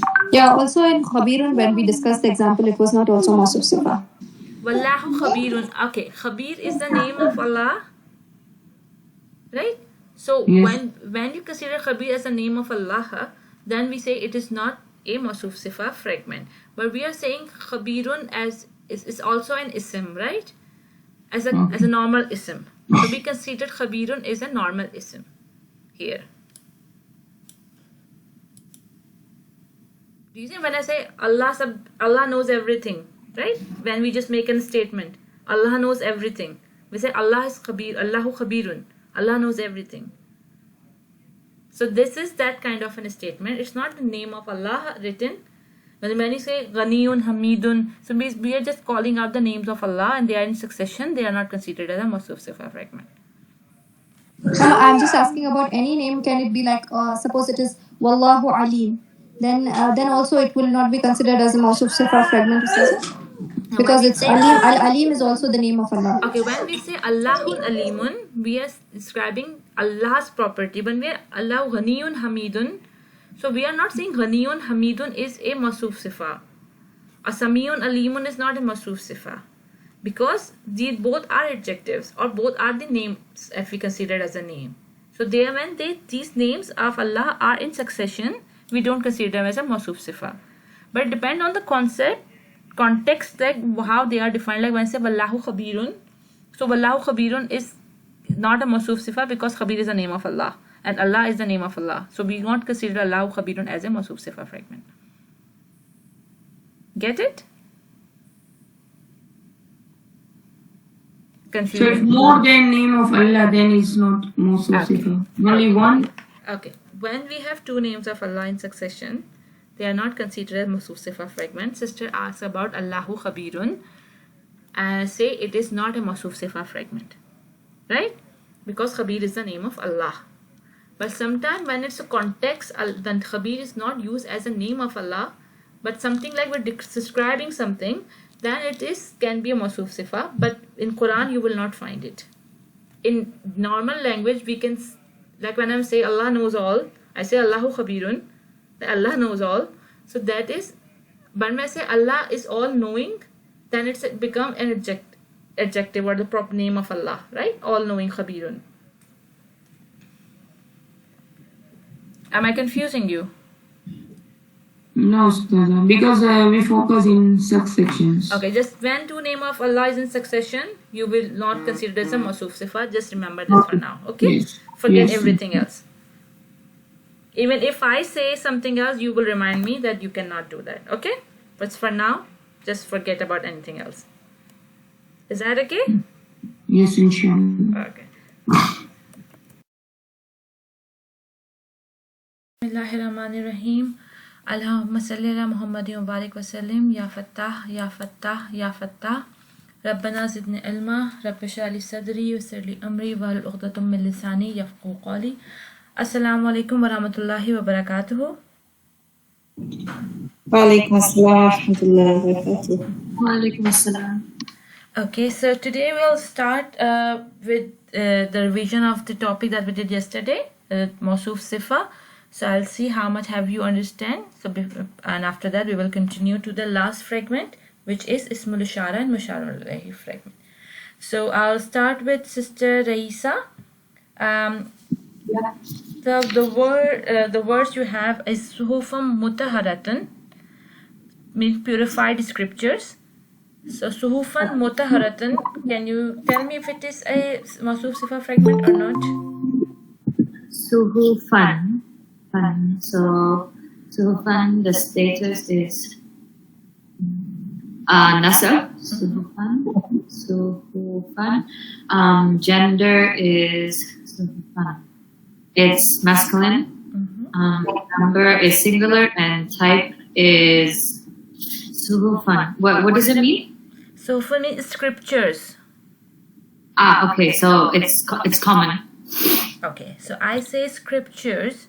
You say it is nasab, singular and masculine. So scriptures. Scriptures. Oh, it's plural. And what would be gender then?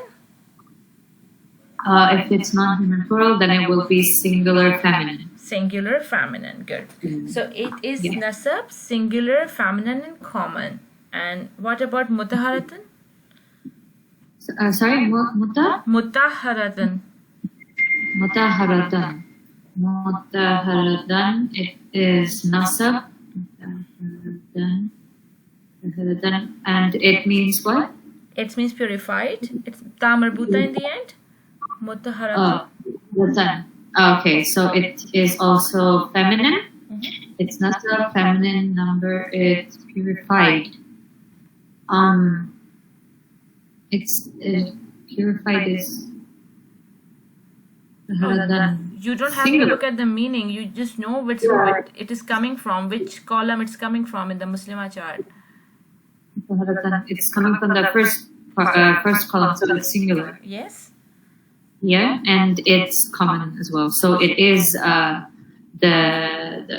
Mawsuf sifa fragment. Mawsuf sifa fragment. Yes. Okay. Jazakallah khair. Thank you. Good answer, Sister Habiba.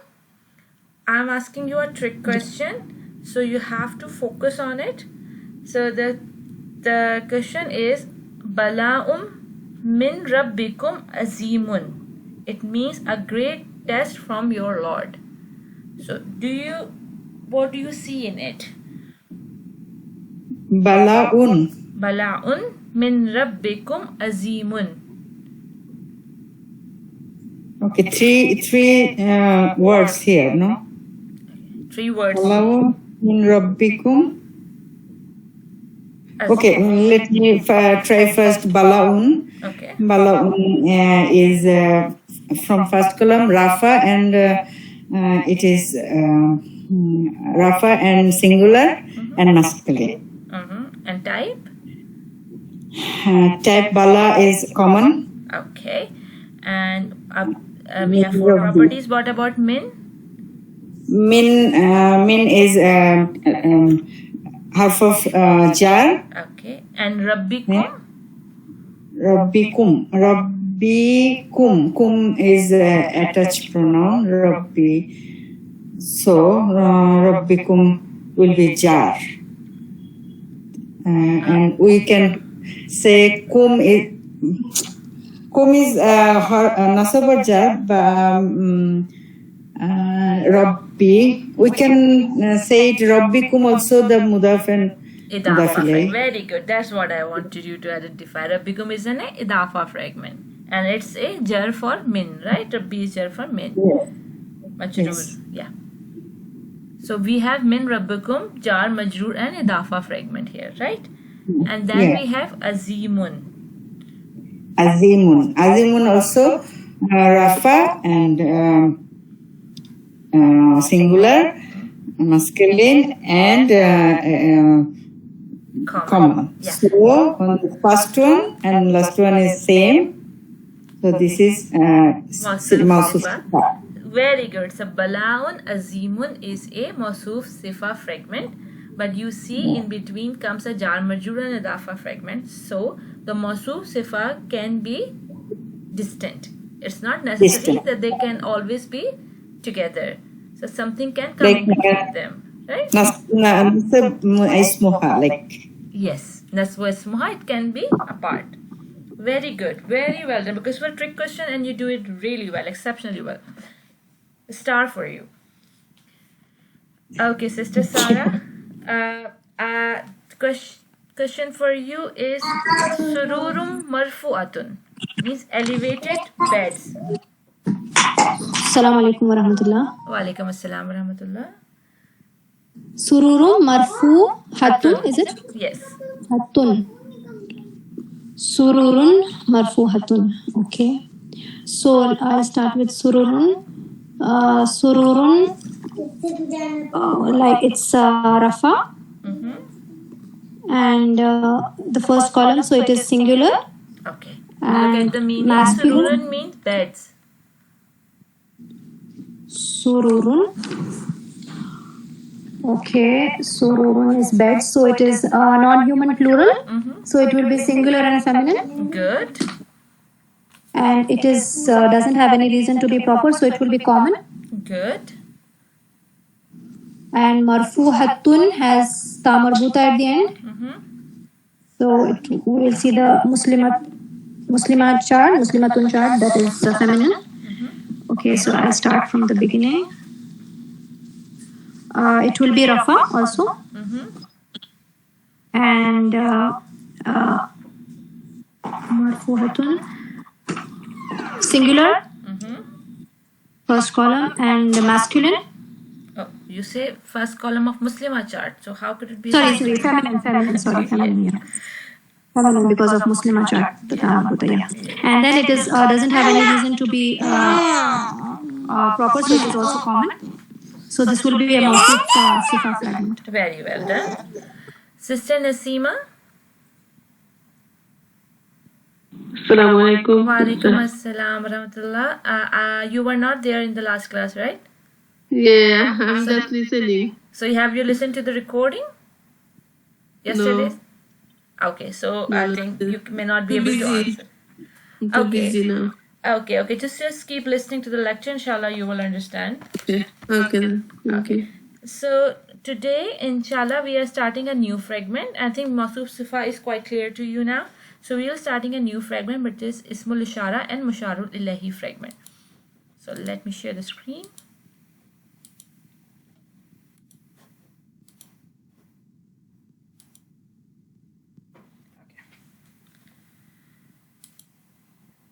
Can you all see my screen? Yes. Okay. Yes. So the last of the fragment is an ism plus ism fragment, which is Ismul Ishara and Musharun Ilahi fragment.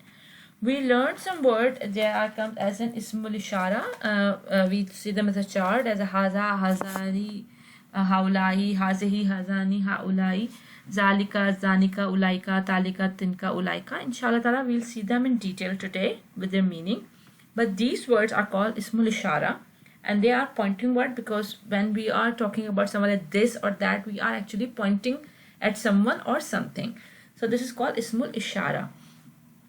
And the word that comes after an Ismul Ishara, an ism that comes after Ismul Ishara is called Musharun Ilahi. Something at which you are pointing. Musharun Ilahi. So this is two part of this fragment. Ismul Ishara, which is constant. You know some words that they will come as Ismul Ishara. There are 12 words, and then you have a word that coming after it is a musharif, musharun ilahi. But the grammatical rule is that ismul ishara and musharun ilahi must match in all four properties, like we did in the Mawsuf Sifa fragment. Similarly, ismul ishara and musharun ilahi fragment must match in all four properties, and nothing can come in between them. Like when we see in Mawsuf Sifa fragment, that the example that we did, that Mawsuf and Sifa can be apart, something can come between them, but in Ismul Ishara and Musharun Ilahi fragment, they should be together. Nothing can come between them. And the another rule is, since we know that Ismul Ishara are proper nouns, right? When we're doing the noun to be proper, one of the reason was to be Ismul Ishara. Since we know Ismul Ishara is a proper noun, so to match in the status, Musharun Ilahi must be proper as well. So most common thing for an ism to be proper is to have a al on it. So most of the time is the word that is coming after musharun ilayhi, ismul ishara as a musharun ilayhi has al on it. If it doesn't have al, it is not proper, then it is not in ismul ishara and musharun ilayhi fragment. So, any questions? Okay, now we can go to the book and we will see what's written in there for us.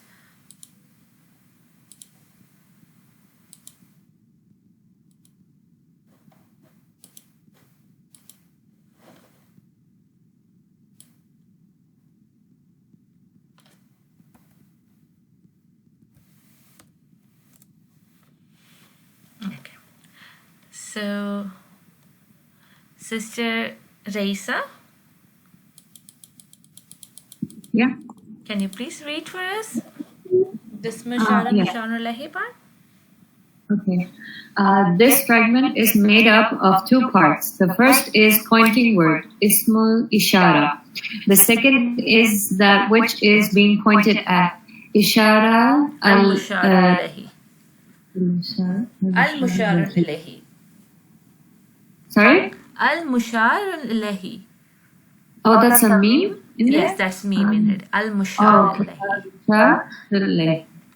An example of such a fragment in English would be that cow. That would be ismul ishara and cow would be musharul layh.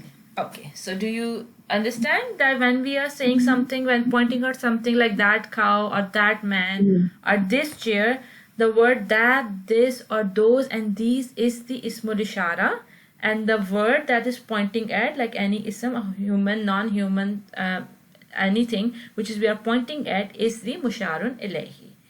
Okay, good. Now go ahead. The grammatical rules of this fragment are as follows. The ismul ishara and the musharul ilayhi must match in all four properties. The ismul ishara must have an al on it.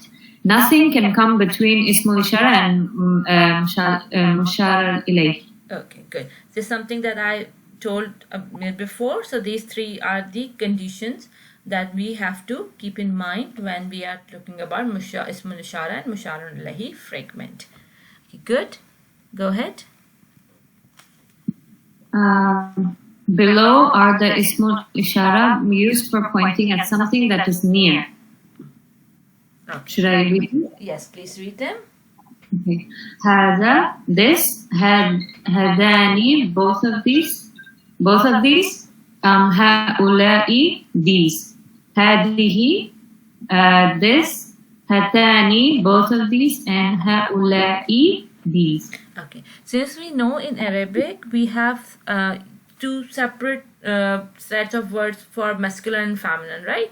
So when we have something, I can say in pronouns, we see in Muslim and Muslima chart, then the in Arabs likes to explain the masculine and feminine words differently. So that's why all the six sets of words are pointing to something near, but the first line is a masculine line and the second line is feminine line. When we are pointing to something masculine, we say haza, but like haza rajulun, right?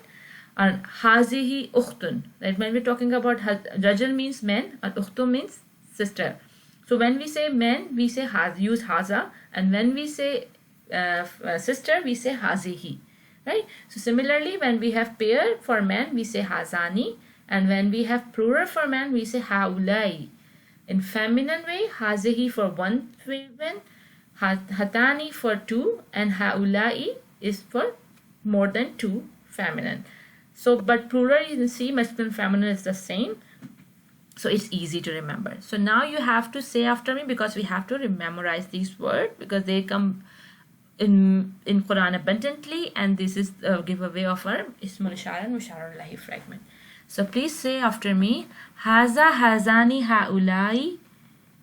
Haza hazani haulai. Hazihi hatani haulai. Hadihi hatani haulai. Haza hazani haulai. Haza hazani haulai. Hazihi hatani haulai. Hadihi hatani haulai. Haza hazani haulai. Hada hazani haulai. Hazihi hatani haulai. Hadihi hatani haulai. Okay, good.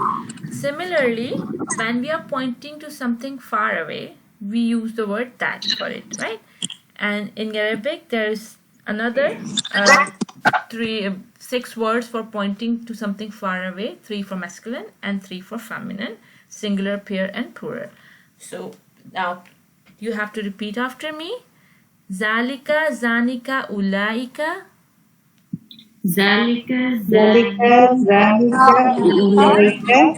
Tilka, tanika, ulaika. Tilka, tanika, Zalika, zanika, ulaika. Zalika, zanika, ulaika. Tilka, tanika, ulaika. Tilka, tanika, ulaika. Zalika, zanika, ulaika. Zalika, zanika, ulaika. Tilka, tanika, ulaika. Tilka, tanika, ulaika. Okay. Now, Sister Habiba, please read after this chart. Recall that the singular and plural versions of pointers are non-flexible. The pair version, on the other hand, functions like the normal pair ending combination we know from the Muslim chart. Below are the nasab and jar versions of the pair. Okay. Memorize. Okay. Yeah. So when we look at that, we know that Ismul Ishara are non-flexible. So when we say about the flexibility, we say about this singular chart only. But in the case of Ismul Ishara, the plural versions are also non-flexible. They remain the same in the Rafa, Nasab and Jar form. But in the dual column, they show their variation as per the Muslim chart. Like when we have Haza, the dual form is Hazani. But Hazani is Rafa. So as per the, if we put it into a Muslim chart, Hazani will become Hazaini and Hazaini in Nasab and Jar status. Right? Simple Hatani will become Hataini and Hataini. Zalnika will become Zanika and Tanika will become Tainika. So this is Zanika and Zainika and Tainika. It's a bit different than the Muslim chart because of this orientation. So you know the Hazani, Hatani follow the Muslim chart easily. But for Zanika, you have to remember Zainika and Tainika. Do you understand? Yes. Okay, can Sister Sarah, can you repeat for me what did I say? Saza, my daughter was crying, but inshallah I will try to. Yeah, it's nothing. It's not your test. It's just that in your voice, so people will be able to remember, like Okay. Yeah, you mentioned that the last column of the chart they don't follow the Muslim and the Muslima chart, the Ulaika and the Ulaika and the Haulai part. So Haulai and Ulaika don't follow the Muslim and Muslima chart, but the dual column follows the chart. So we have Rafa, Nasab and Jar here. Like Hadani is Hadaini and Hatani is Hataini. And Zanika would be Zainika and Talika would be Tainika.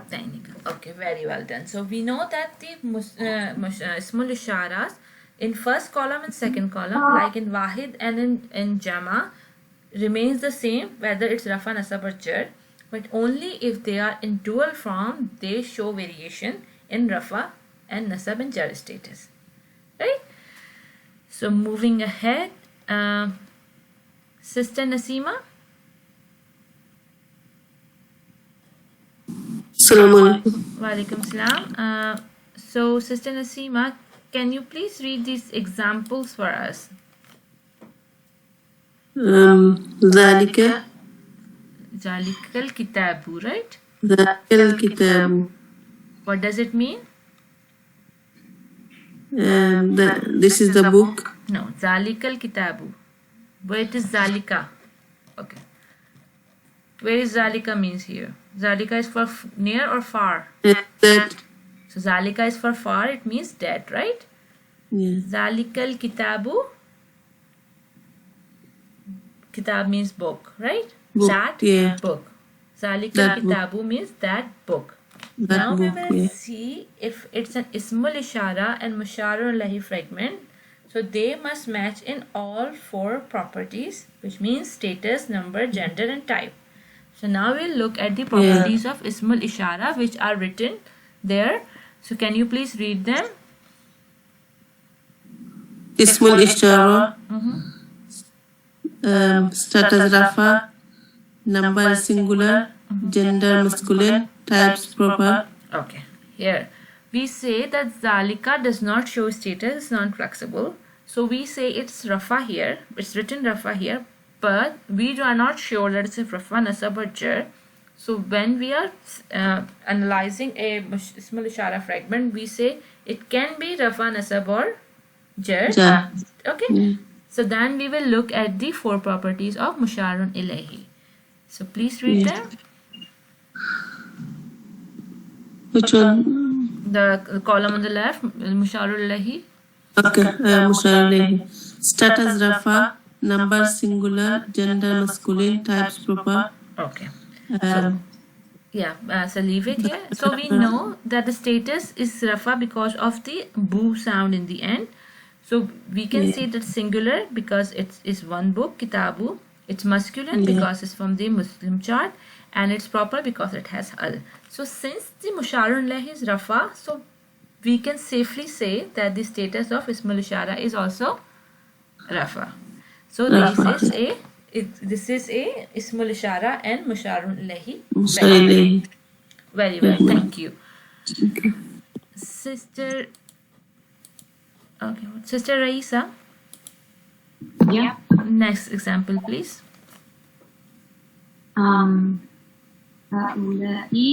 Ulaika Rusulu.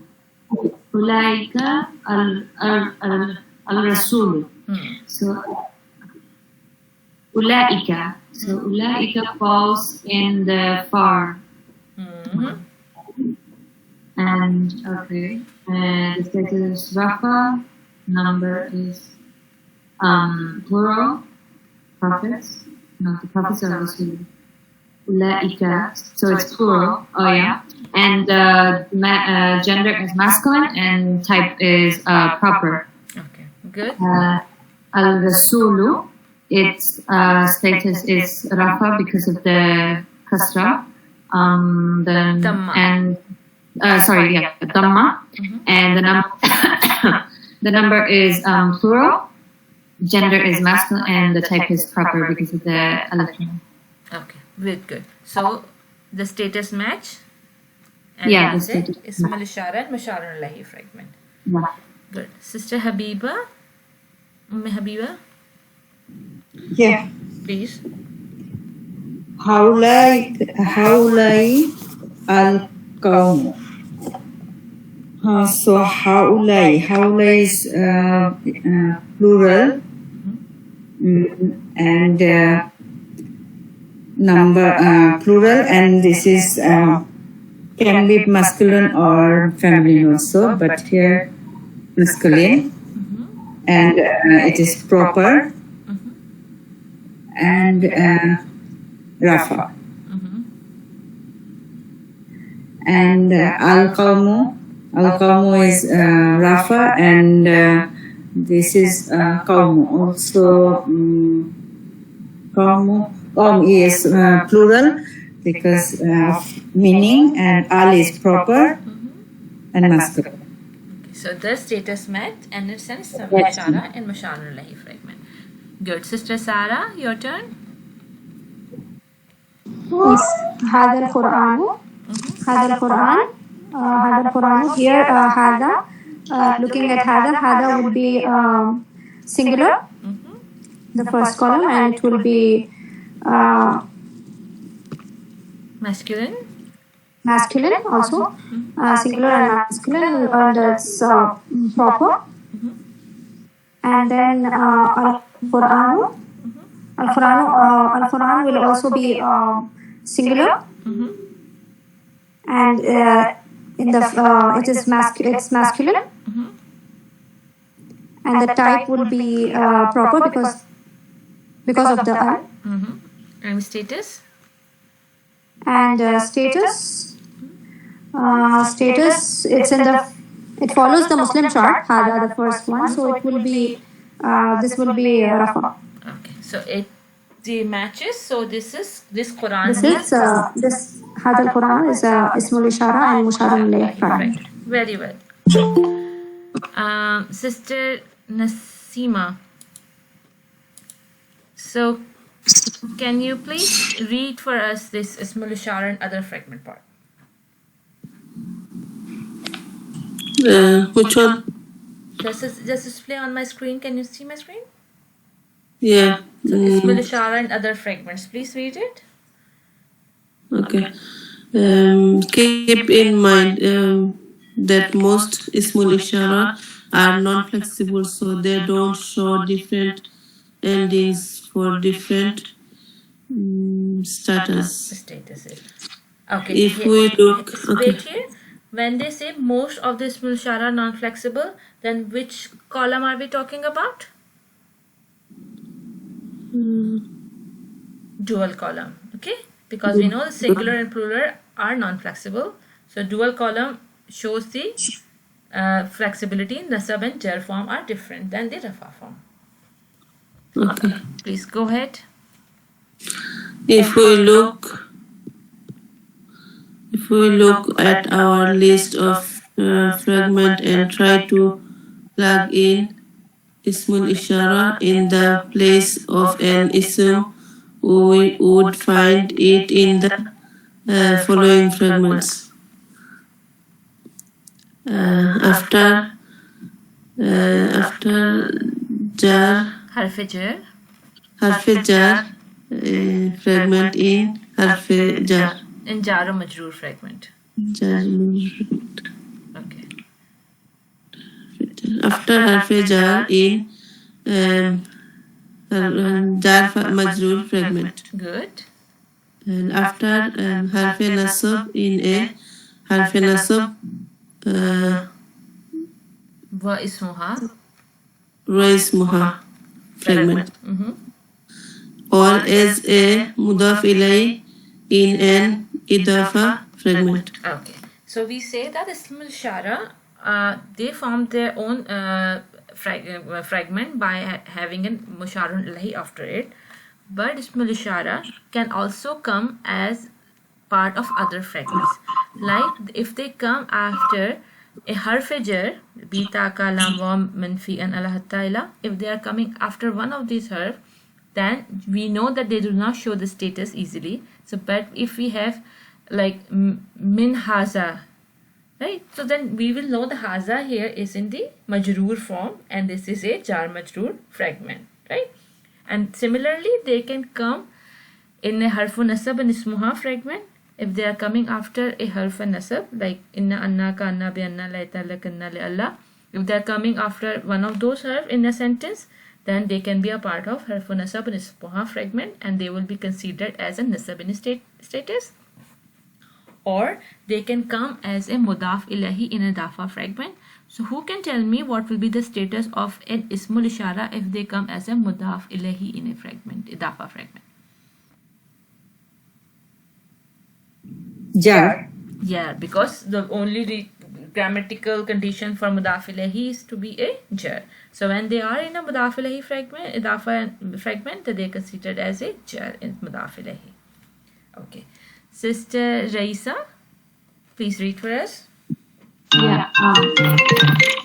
We would not find it in Mudaf ilayhi. No, Mawsuf Sifa. Oh, that's Mawsuf Sifa or Mudafa, because it does not make sense in the language. Take a look at the following examples. Okay. Go ahead. Oh, okay. Fi hada, in this. So the first one is the marfu. Majroor. The first one is majroor because it's The first one is harf-jar, fi is harf-jar, and haza is majroor because it is coming after a harf-jar. Right? Yeah. Okay. Next thing. The next one is inna haula'i. The inna is the jar fragment, and so the after. Okay, inna is not one of the huruf jar. Inna falls in another category of huruf, which is it's the ismuha fragment. It's the nasab. Harfin. They are huruf nasiba, right? Yeah. So inna is a harfin nasab, and haulai here is it ism. Is the ism. So the status of haulai will be nasab here. Nasab. Yeah. Right. So it's a harfun nasab and ismuha fragment. Okay. Now another example, please. The next one is ba'da zalika. So ba'da is the mudafa, and zalika turns into mudaf ilayh. Okay. Now we're saying that when we start, it cannot come as a mawsuf sifa fragment, because in mawsuf sifa you need a ism and you need an adjective. So when you're studying about this or that, you are not explaining something, you are just pointing at something. So they cannot be a part of a mawsuf and sifa fragment. Similarly, mudaf and mudaf ilahi is for showing possession, right? Book of Allah, right? Kitabullahi, and something that we have an off in between, and this of that, this doesn't make any sense. So that why it cannot become as a mudaf, but they come as a mudaf ilahi, right? Book of these, right? When you say, but this of these, that does not make any sense. These of book, it doesn't make any sense. So that's why they cannot come as a mudaf, but they can come as mudaf ilahi. So when they are coming in harf-jar fragment, you see that they are coming after in harf-jar and becoming a majroor. They are coming in harfun nasab ismuha fragment. They are coming after harfun nasab but acting as ismuha in a nasiba form. When they are coming as a mudaf and mudaf alayhi fragment, they are coming after a special mudaf, which means bad means after, and zalika means that. So after that, you can use it as a mudaf alayhi fragment. So we'll not see the four properties in these cases, right, Ustaza? So no, they are not forming ismul ishara and musharun lahi fragment. We are saying that we say that ismul ishara makes its own fragment when it has a musharun lahi after it. So it's an ismul ishara and musharun lahi fragment. But ismul ishara are the isms, so they can come in another fragment and be a part of another fragment as well, not as their own fragment, but the part of another fragment. Here they are not forming the ismul ishara or musharun lahi fragment, but they are the part of the harf-jar, harf-nasab or idafa fragment. Understand? Yes.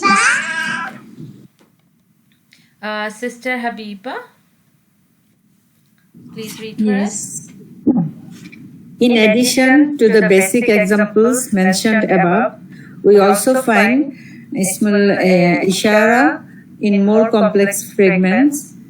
We find an ismul ishara wa mawsuf ishara wa mushari ilahi fragment connected to another fragment. For example, if I wanted to say in this house, in Arabic I would write fi hadha al-bayti. Notice that we have a jar or majroor fragment and ism ishara wa mushari ilayhi. Recall that the ismul ishara and the musharu ilayhi must match in all four properties. Therefore, they must match in status. In the above example, fi hadha al-bayti, we see that effect of the harf jar transferred through the ismul ishara, and we see the musharu ilayhi in jar status. Okay, so Take a look at the following examples. Stop here. We say that there is an example given here, which is fi haza al bayti. We know that fi is one of the harfe jar.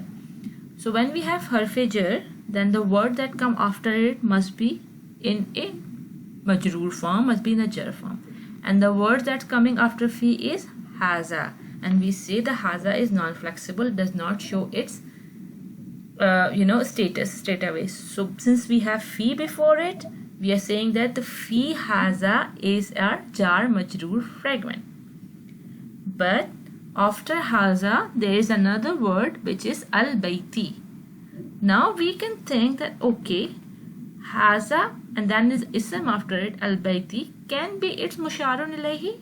So now we have to match the four properties of haza and al bayti. And if they match, we say that it is an ishara and musharun ilayhi fragment. So properties for haza is, who will give me the properties for haza? I can give this person. Yes, please. Can I try? Yes, please. Haza would be singular and masculine. And it will be proper because it is a pronoun.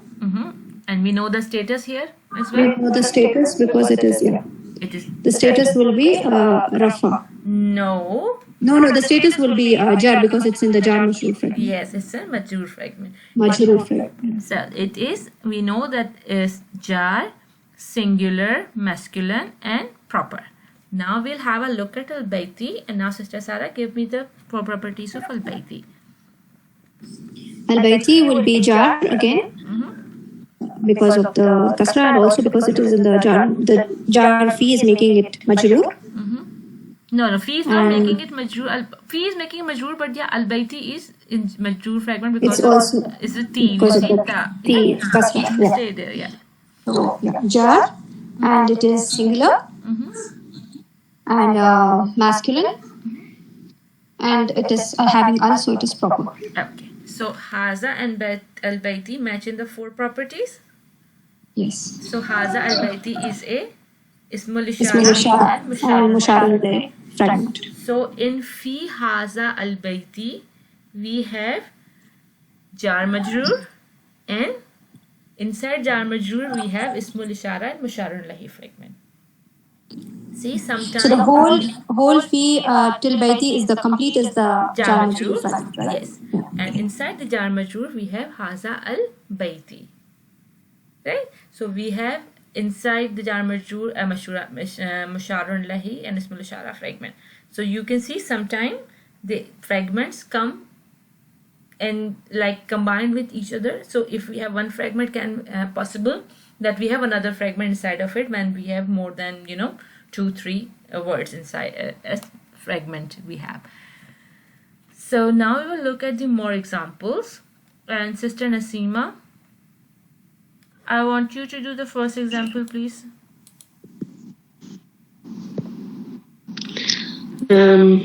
لهؤلاء القوم. It is status harf jar. Jar is jar. Yes, li is jar.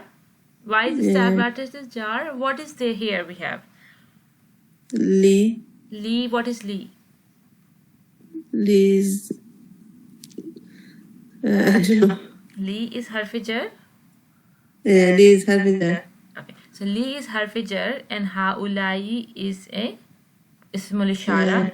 So we have li haulai is combined is a jar majroor fragment.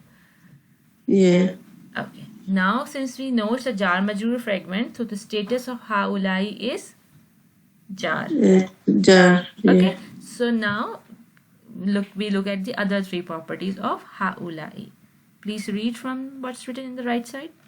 It is a number plural. Because gender, because it's in from the last column, right? Last column, yeah. Ulai. It is a gender masculine. Okay, we don't know the gender here is masculine because haulai is a plural for both masculine and feminine. Haza hazani haulai, hazihi hatani haulai. So it can be masculine or it can be feminine. Okay? Feminine. Yeah, type is proper. Type is proper. Now please look at the other side for musharun ilahi al-qawmi. Yeah, proper. Why proper? How can I know? Haulai, because ismul ishara are always proper. Okay. The pointer words are always proper. Okay. Al-Qawmi. It is a jar status. And it is number is plural. Gender is masculine. Type is proper. Okay. Since we know the Qawmi has a gender is masculine, so we can say the haulai since it matches the other three properties. So it is also masculine here. Masculine. Okay. So that's why this haulai al-qawmi makes a ismul ishara and musharun lahi fragment inside the lahu haulai al-qawmi, which is a jar majroor fragment. Jar majroor fragment. Okay. Good. Thank you, Sister Parveen. Assalamu alaikum.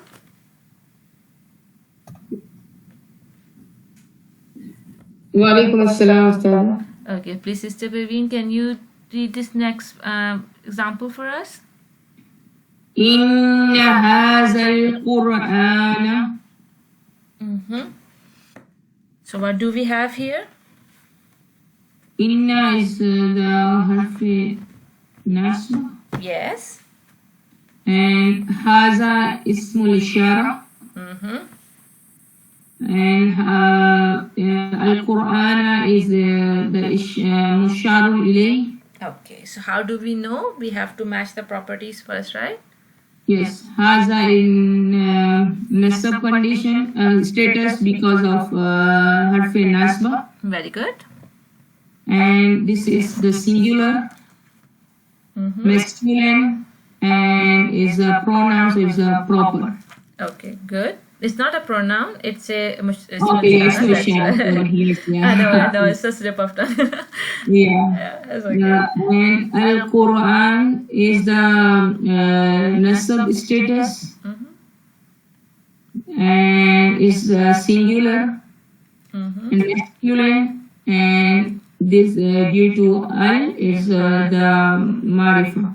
So both four characteristics match. So it's ishara and mushar ilayh. Ismul ishara and mushar ilayh. Fragment inside the harfu nasab and ismuha fragment, right? Yes. It's inside the harfu nasab ismuha fragment because inna is preceding it.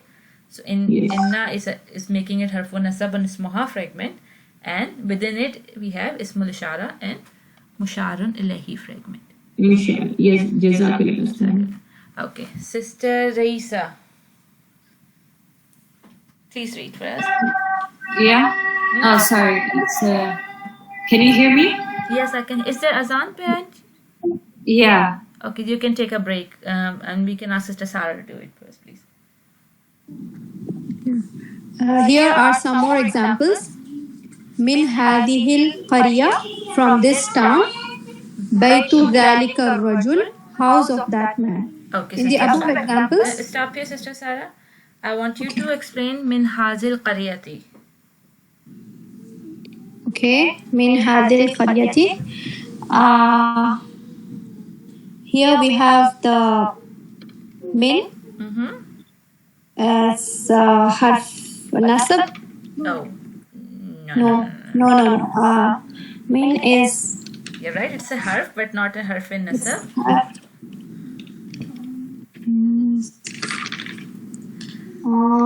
I forgot what min was. Don't look at in your notes. Just look at the words here. Don't panic. You know, there are two type of words. The word that make other words coming after it jar, or somebody making nasab. Jar. So min will be harf jar. Because you see the qaryati has kasra, yes. Right? So it's easy to see, right? Yeah. So this is a jar majroor fragment. Good. And inside this we have hadihi, that is ismul ishara. And we will see the properties inshallah. Hadihi is singular and the status is jar, and this it's singular and it's feminine because it's in the feminine chart. Yes. So it's feminine, and the type will be proper. It's pronoun. And then al qaryati, we have it is al qaryati will be because of the kasra, we see that it's jar, and then it is also qaryati. What do we have in the end? What do we have in the end? We have ta marbuta in the end, so it is feminine. It's a Muslima chart, right? Muslima chart, yeah. So it is singular and feminine, and because of the al, it is proper. Okay. So this would be ismul ishara musharun ilayh inside the jar majroor fragment. Very well done. Sister Parveen. Yes, Ustad. Same thing I want you to do for Baitu Zalika Rajuli. Okay. Baitu Zalika Rajuli. So, Baitu is a noun. It's an ism. Yeah, ism. Zalika ismul ishara. Rajuli is musharun ilayhi. How do we know? So we check the proper characteristics, right? Yeah, or properties. Yeah, but same thing. Zalika is the before that, sister. Before that, when we have an ism, when we have two ism, like we have first ism is Baitu, right? And Zalika is also an ism. When we have two ism together, we look for something. Like there are three fragments that can be part of ism plus ism fragment, right? Which is idafa fragment, Mawsuf Sifa fragment, and Ism Ishara Musharun Ilayh fragment. So for Mawsuf Sifa, we say that Ismul Ishara does not become the part of Mawsuf Sifa. So this is gone. Ismul Ishara and Musharun Ilayh fragment, the first word must be Ismul Ishara. So Baiti is not Ismul Ishara, so that is gone. The only option that we have left to be looking for is an idafa fragment. So Baitu Zalika can be an idafa fragment. So you have to look for the properties of an idafa fragment.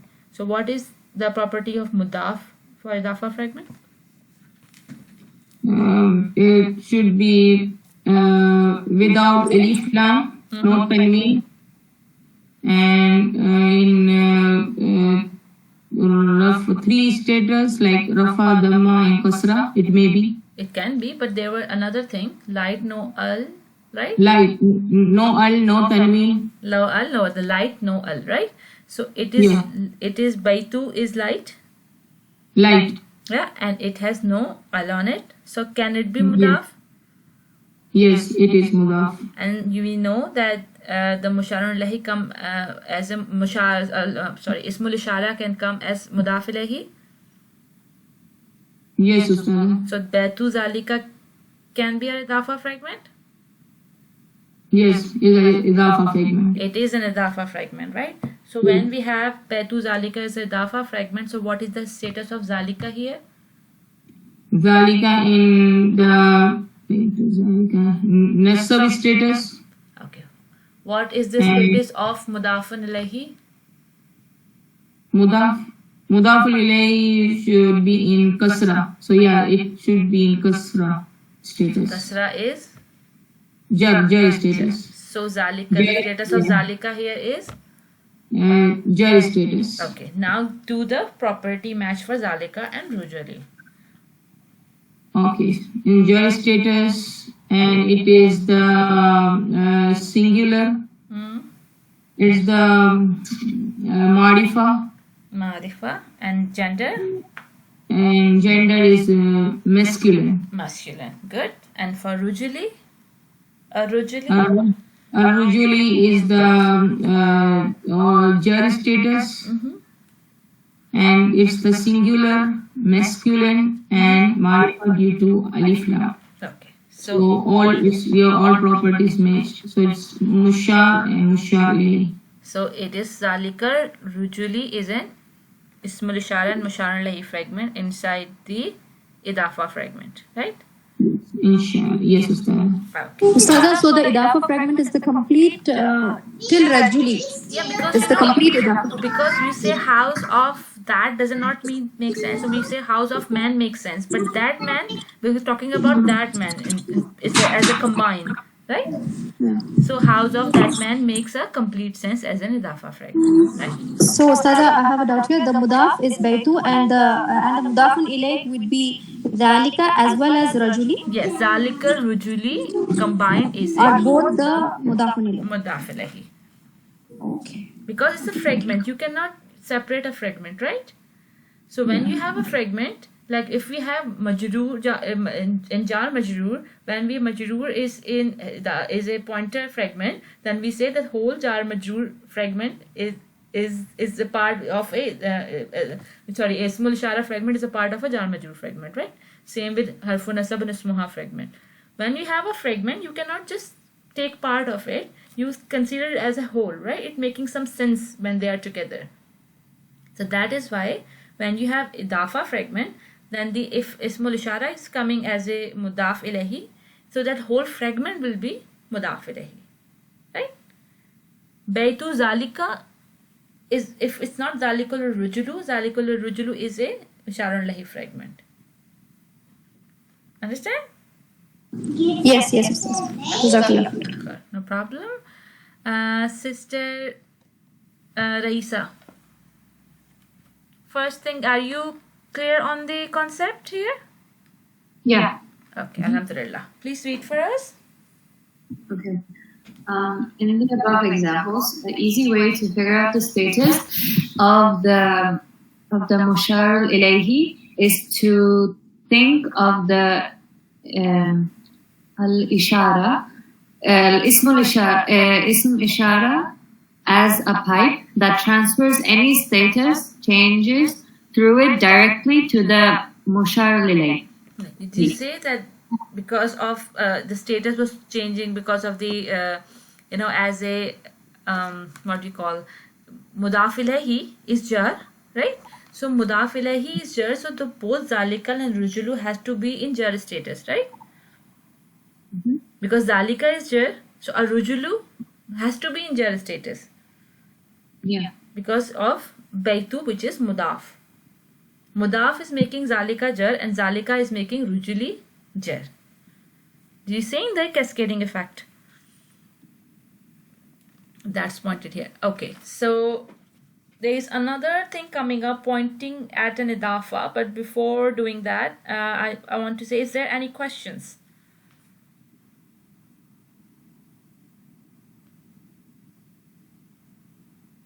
Everybody's clear on today's lesson, right?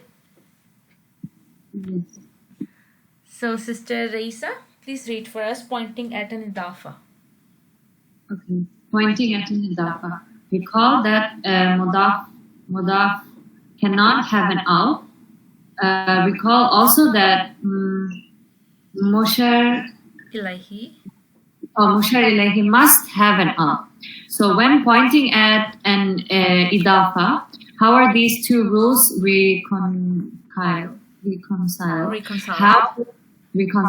How would you point, for instance, at a fragment Baytullahi? Hadihi Baytullahi. Haza Baytullahi. It's not hazihi. Oh, Haza. Haza Baytullahi would not be a fragment because there is no al on the word, following the ismul ishara. On the other hand, Hada al Baytullahi wouldn't be incorrect as well because Bayt is a mudaf and it cannot have an al. The solution is to put the ismul ishara after the idafa. The correct way to point at the fragment Baytullahi would be Baytullah hada. Baytullah hada. Baytullahi hada. Stop here. This is very complicated thing. So if you just start getting confused, so I can stop and we'll do it next time. But if you're okay, I can go ahead with it. It depends on you because it may take 5-6 minutes and we are at 2 o'clock. Yeah. Wait, in the Baitullah, it just stays at Baitullah Hada, right? That's what I'm trying to explain, but it will take time. That's why I'm asking. If you are willing to stay, it's okay. I can we have Maghrib 10 now. We have Maghrib 10. Yeah, sorry. So, inshallah ta'ala, we will start our lesson on Monday with pointing at an idafa fragment, right? So, thank you. On Tuesday, we have a quiz. So, you have a weekend to prepare for, and the quiz will be about the 5 fragments. These 2 and the 3 that we did before. So, I will give you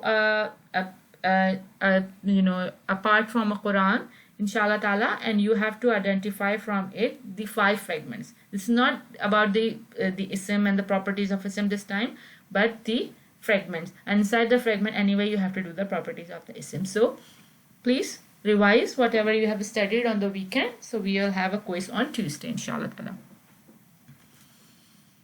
Okay, everyone? Yes. Any question before we call it a day? Okay, very good. Assalamu alaikum warahmatullahi wabarakatuh. See you all on Monday. Have a good weekend. Walaikum assalam. Walaikum assalam warahmatullahi wabarakatuh.